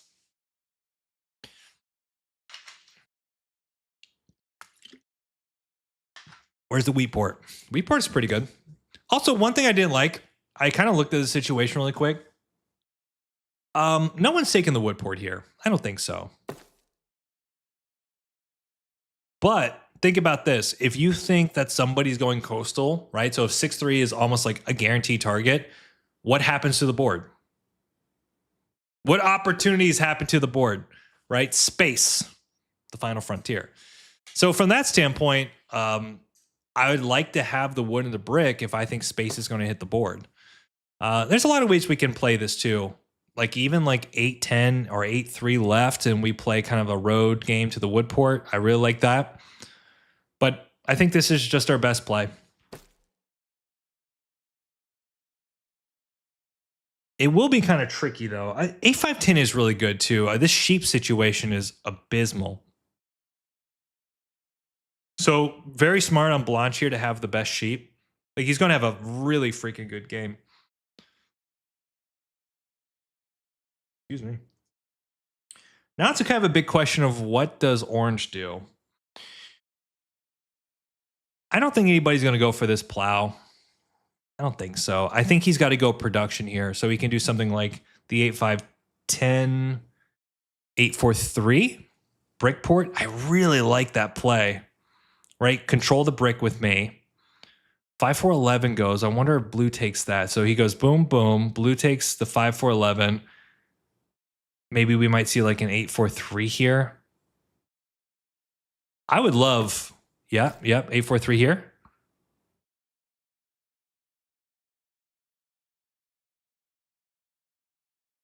Side by side tree port. I would do that. Honestly, one play I would love to do is just go all in wood and brick. 8-4-3, 6-9-5, and literally all in. All my chips. It would just be fun, and to say the least.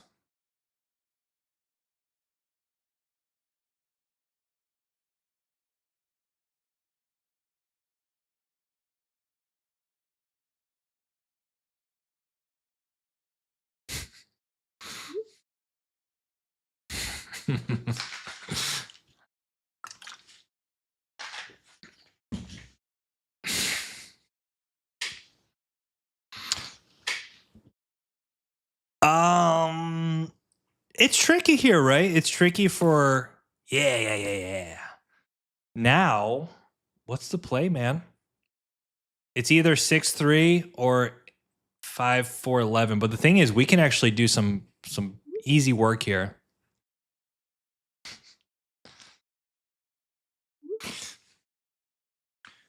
All right, guys. Drew, I looked at your Discord channel. I didn't find it either, nor Twitch. Okay. I will post. Give me a second. Someone, no, invite people. All right, guys. So if you want to be part of the Discord, I don't advertise it too much here, but it's always appreciated if you can share your love and support. Let me pull up. I need to get you guys I need to get the YouTube video out as well. Someone, no, invite people. All right, guys. So if there you go, that should be the Discord for you. I don't advertise it too much here, but it's always appreciated if you can share your love and support. Let me pull. There we go. There we go. There we go. It shouldn't be showing. Oh, Blanche. I need to get you guys I need to get the YouTube video out as well. Someone, no, invite people. All right, guys. So if there you go, that should be the Discord for you. I don't advertise it too much here, but it's always appreciated if you can share your love. Oh, sorry, on Twitch as well. Yeah, hold on. There we go. It shouldn't be showing. Oh, Blanche. I gotta be careful not to lose my time. The YouTube video. Sorry, Twitch. All right, let's see how. Where's my stream at?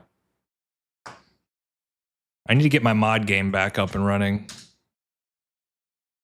Boom.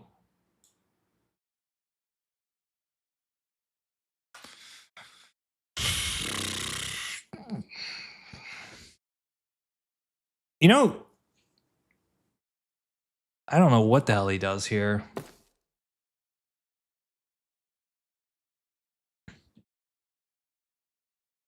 I kind of like the 5-4-11 here and just try to see if I can get the wheat pile wood port.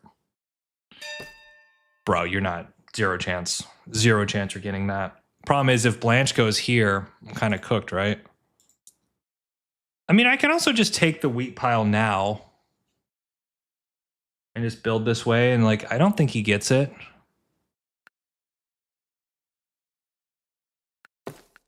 Okay, we're just going to go.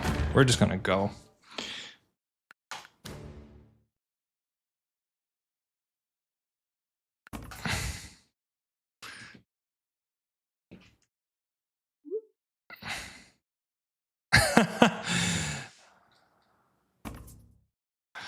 All right. Why did I block the 5?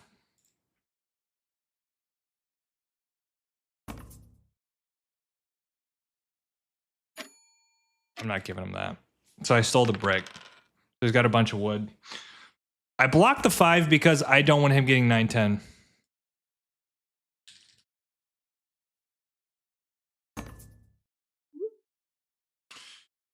Wheat port play. I just want the wheat pile, right? I'm going to go wood port, wheat pile.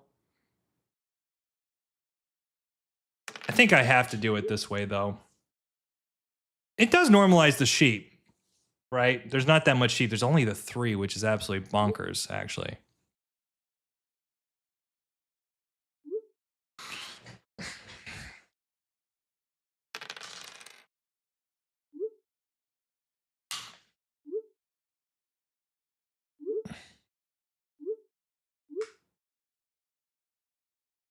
All right. Do I get hit here? Bro.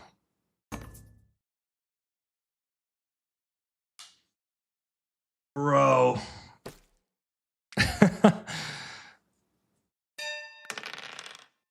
right, I got to go for it. It's so strange. I took a bad setup because I didn't want to get blocked. Like, why?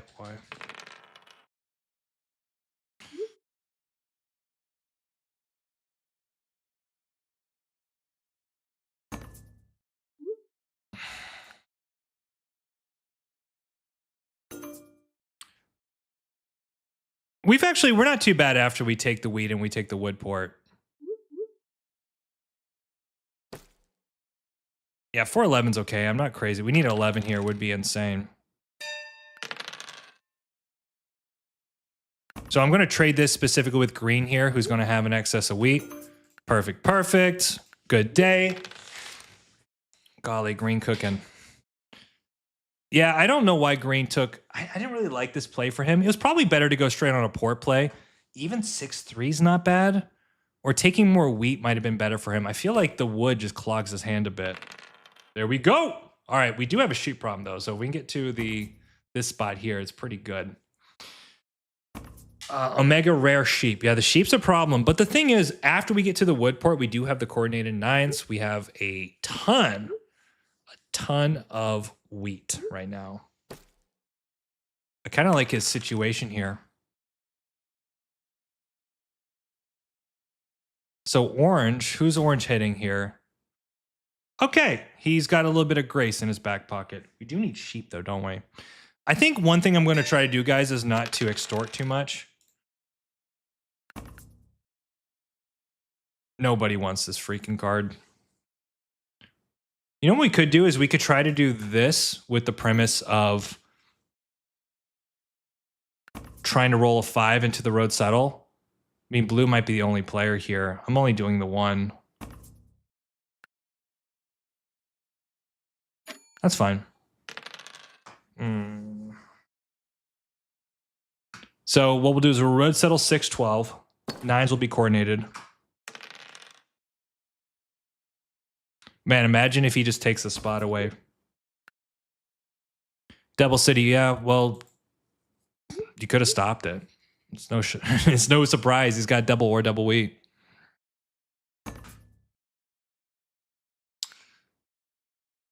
I guess what's nice is if the 5 rolls, we also kind of activate with Blanche here on the 5.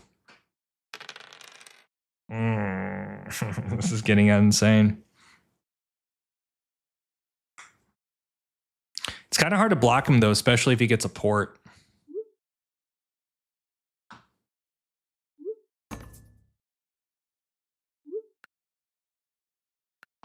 Can we do this? No, there's none of that. Roll. Gotcha, homie. Does he take the road settle? I think you just take the road settle there.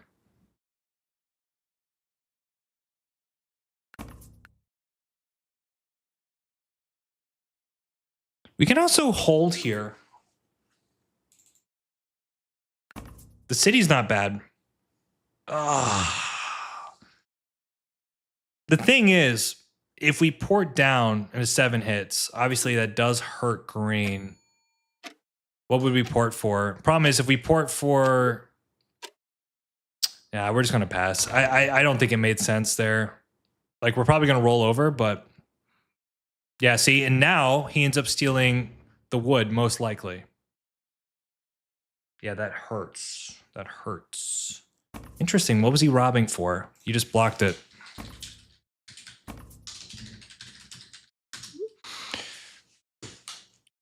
One of those situations, right? If you want the resource, you got to block something else. Are you playing browser or do you need to just buy the game? So this is asking from Twitch. This is a browser-based game called colonist.io. Welcome. Appreciate the follow. Bro, I love your content. Thanks for recording for us. No worries, man. I love playing this game. By the way, we are a 9 away from a city, a 10 away from a city. That would also be the better play too. Like, obviously, we're going to need the port long term, but what do you need to settle? He needs a 5, right? Any of these rolls, 4 would be amazing. Hook Granny Boy 69 up with a 4. And I think at that point we just go 6-9. Oh my god, we take it. We have to take it. Have to take it. I'm so bad at the game. Okay. Probably here we're looking at this bad boy. The question is, who do we hit now? I actually kind of think that orange is in a better spot. Simply just because, yeah, that really hurt.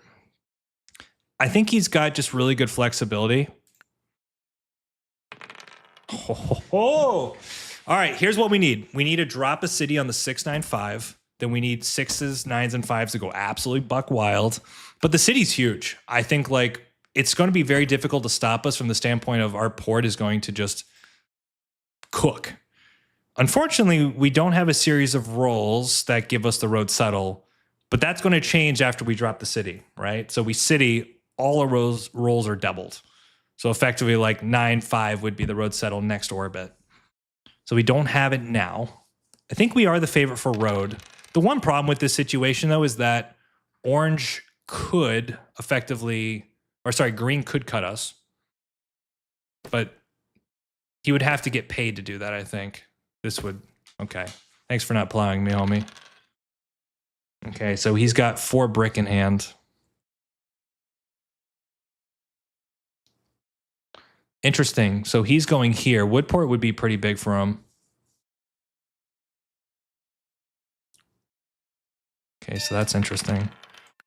Okay, I just have to pray I'm not getting plowed here. Okay, so there's the 9. We need a 5 now. Blanche. There is the 2 brick. That's bad. He's going to try to ask for 2 brick here, isn't he? If I get plowed, don't do it, Blanche. Okay, good man, good man. Don't do it, Blanche. All right, we need a 5.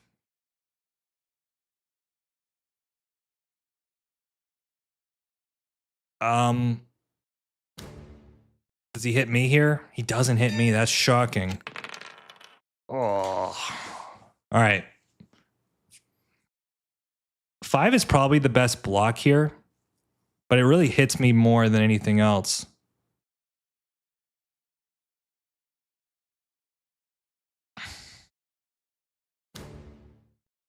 Like,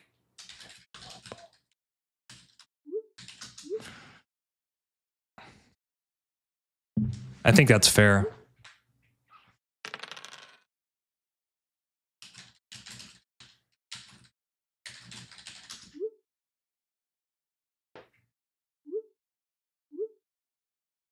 Dude, green is cooking here, man. Green's doing very well.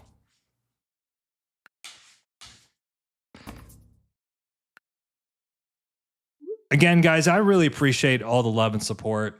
No, I think this community just has so much to offer. I would love a situation where we bring a lot more people in. Bro.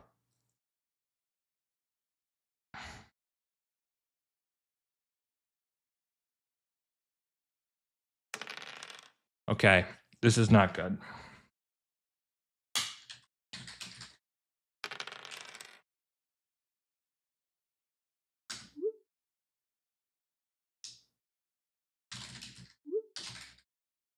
Blanche.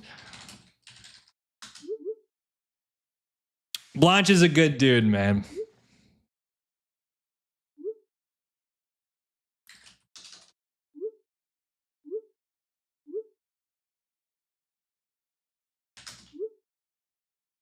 He's on 11 points, of course. Yeah, I think this is fine. Imagine the 5 rolls, the places we can go, the things we can see. I'm almost of the mind that maybe we drop a road. I didn't make that deal. Like, it's so funny. They keep blocking the resources that we're trying to trade. Okay, please roll in 5. Jesus. Jesus Louises.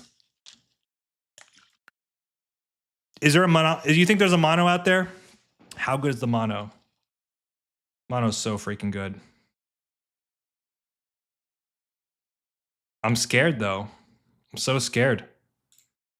Okay, I don't have the balls. I don't have it.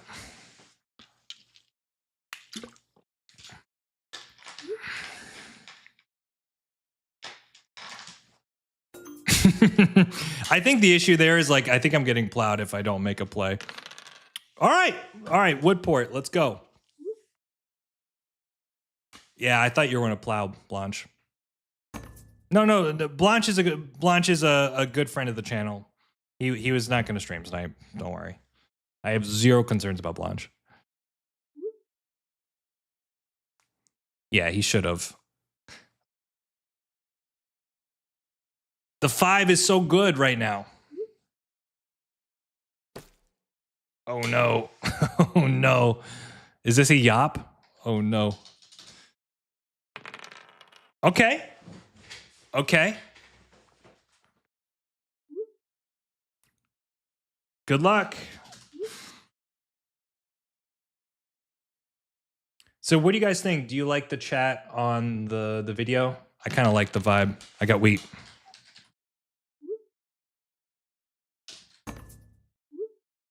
Hell yeah, we'll do that. Hell yeah, we'll do that. All right, that's another city. Let's freaking go. Okay, that's really good for him though. 5. 5 is city settle. Oh, goddamn. Okay, we're gonna go. 5. God damn.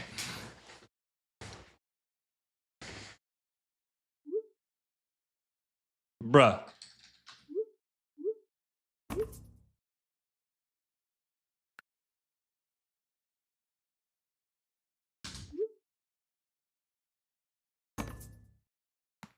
It's getting kind of interesting because green could actually. Oh, I got wood.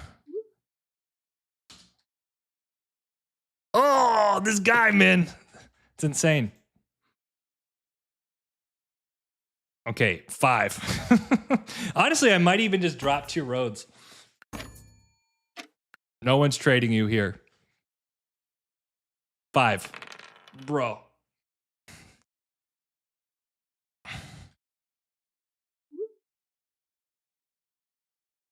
Okay. Yeah, it was my bad. We're just getting produced to death here. The thing is, if we can feed army and we can feed road, then I think we're in a better spot.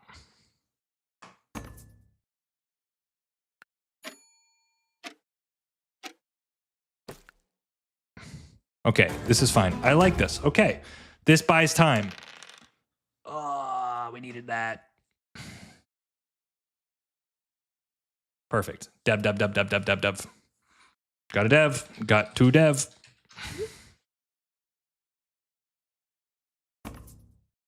No wheat. I don't think he has brick either. This has been brutal to get to this settle spot. There we go. Perfect. We need a roll and then have green 7. I think we're fine. Interesting. He drops the road. There we go. Okay. We're going to settle. Finally. Finally, we're settling. And then the 5 roll. All right. Watching the greatest player of all time. Blanche? Blanche is the greatest player, for sure. Rolls are coming in hot. You're doing all right. All right.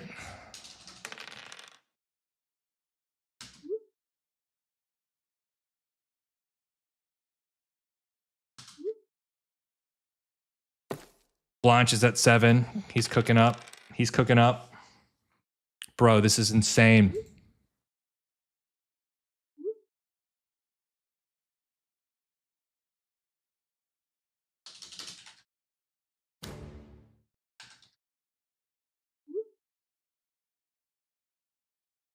Wow. Yeah, this setup's been pretty freaking good with the port play. This is the funny thing. I guess Blanche was obviously going for something weird, but it's just like, bro, just take the normal thing, right? Like 6-3. It's too good. It's too good. I literally did not notice that the number is different. You are playing instead of watching. Yes, yeah, I am playing. Oh, you're talking about Granny Boy. Oh yeah. I took kind of his name. Yeah, these numbers have been insane for him.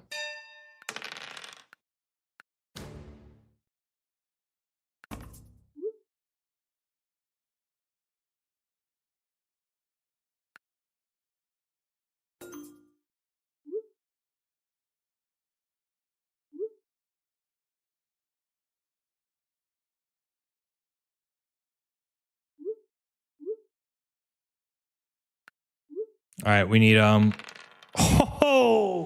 big rolls. Man, if the 5 hits here, guys, it is bonkers. Bonkers. No, the 10. Oh, the 10. I guess the 5 is a free card, though. A 9 here would be special. Okay, so as long as road is locked down, we're fine, right? We're fine. So what's his connect right now? 1, 2, 3, 4, 5, 6, 7. 7. Yeah, I guess that was true. Maybe I should put it on something else. And then just have green flip it. Good point, Green. Good point. Andrew Pop, what's up, my man? Mr. Pop. All's well. Looks like you had a great time at Nationals. I really did, man. It was a good time. Hope you and the lady are doing well. God damn it, man. I wanted that 5 so bad. That was even so much. Pretty close to game.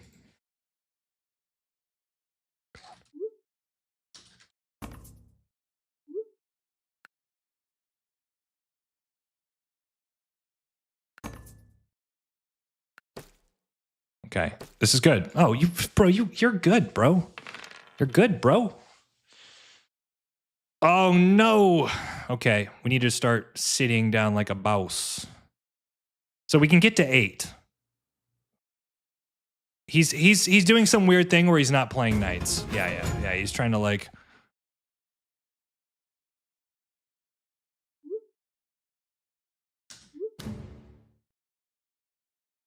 That's a weird play from him.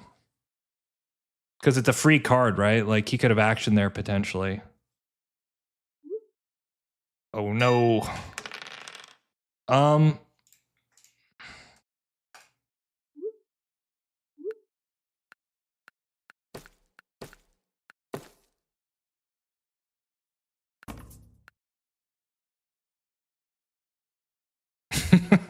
Now the 9's insane.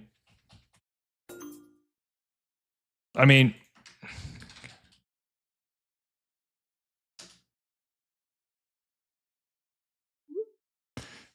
I think that's fine. I just think I need to get some settle spots down. It probably makes the most sense.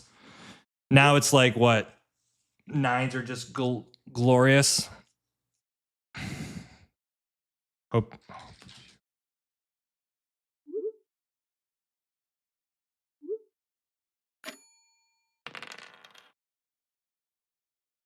Oh no. Oh no. No, no reviewing Granny Boy. I am the Granny Boy today. I don't think I had a win there, right? Could I have taken road? Okay, that's wild. So he doesn't have a knight. Oh. So we can 9-5 would be just goated. I think we take this for sure. 9-5, 2 VPs. Interesting in Blanche's position too, right? Okay, all right. Well, there goes. Oh my God. So 5 is the road settle city. Don't mono me. Road settle city. Oh, yeah, you good. Oh. GG. That's so funny. No, I made an alt account that is close to the name of Granny Boy. I'm not the original Granny Boy, I promise. That's so funny. GG. What a lucky duck. What a lucky duck. What happened? We couldn't get it up and running. 6s were good, but the problem is they were too good. And then unfortunately green didn't pull what he needed. You know, sometimes I just got to laugh there. I don't think we could have really stopped it in that situation because I feel like the brick port's super solid. Maybe in Blanche's situation because he had the sheep, he needed to feed green, but then green was looking super strong. That's the challenge for green here is like as soon as he drops that second city and we're all at like 2 or 3 points, it's like it's hard for us to justify working with him. Nicely done, man. Nice game. I mean, it's tough. I mean, maybe we could have considered a different pick for you, Blanche, other than the 8-5-10. But then I feel like if you go 8-5-10, you just go 6-3, right? Like the road game is kind of weird for you here. Versus if you go 6-3, I think you can fight devs. Though not everybody wants to play that style of game, which I understand. No, you played it well, man. You played it well. I can't be upset about that. Getting late here. Alex, thanks so much. Really appreciate it, guys. Think I had an amazing setup. You really did. Yeah. It was a great setup. What do you think about the 6-4-9 for green? It's good. I mean, the thing is with the 6-4-9, you're dropping cities. I didn't like the second settle as much, honestly. Like, what is the wood doing for you in that situation? I don't think it's as good as you probably think. It's tricky with the 6-9-4, right? Because you know in a lot of cases you're losing 6-3, whether it's to somebody's road settle or even just the 8-5-10. So I kind of felt like the 6-9-4 is a little trappy. I like the wood port here. I mean, I'm effectively got 9 points in hand. So like if orange does miss, I guess I have a shot to get the 9. But yeah, that final point's a little tricky. I guess I could city again. It's not bad. All right. I think that's where we stop. I really appreciate everyone coming out, the game reviews, the viewer games. So nicely done there, Orange. I'd really highly recommend if you enjoy Catan content, strategy, feel free to give a like, give a sub. We're going to keep growing the channel and doing some good things. So, all right, guys, that's all I got to say. Have a wonderful rest of your weekend. I've only got love in my heart for you, and I'll catch you all soon. I got to see how do I get off of Twitch as well, YouTube and Twitch. But we're going to be doing some more content as well. I'm trying to keep the daily flow going, so more games. I'm not even done with the last season's run, right? So you have no clue where I stopped last season, but you'll enjoy it. 6 stream. Thank you so much, Andrew. All right, guys, that's it. I'm out. I'm out for real this time.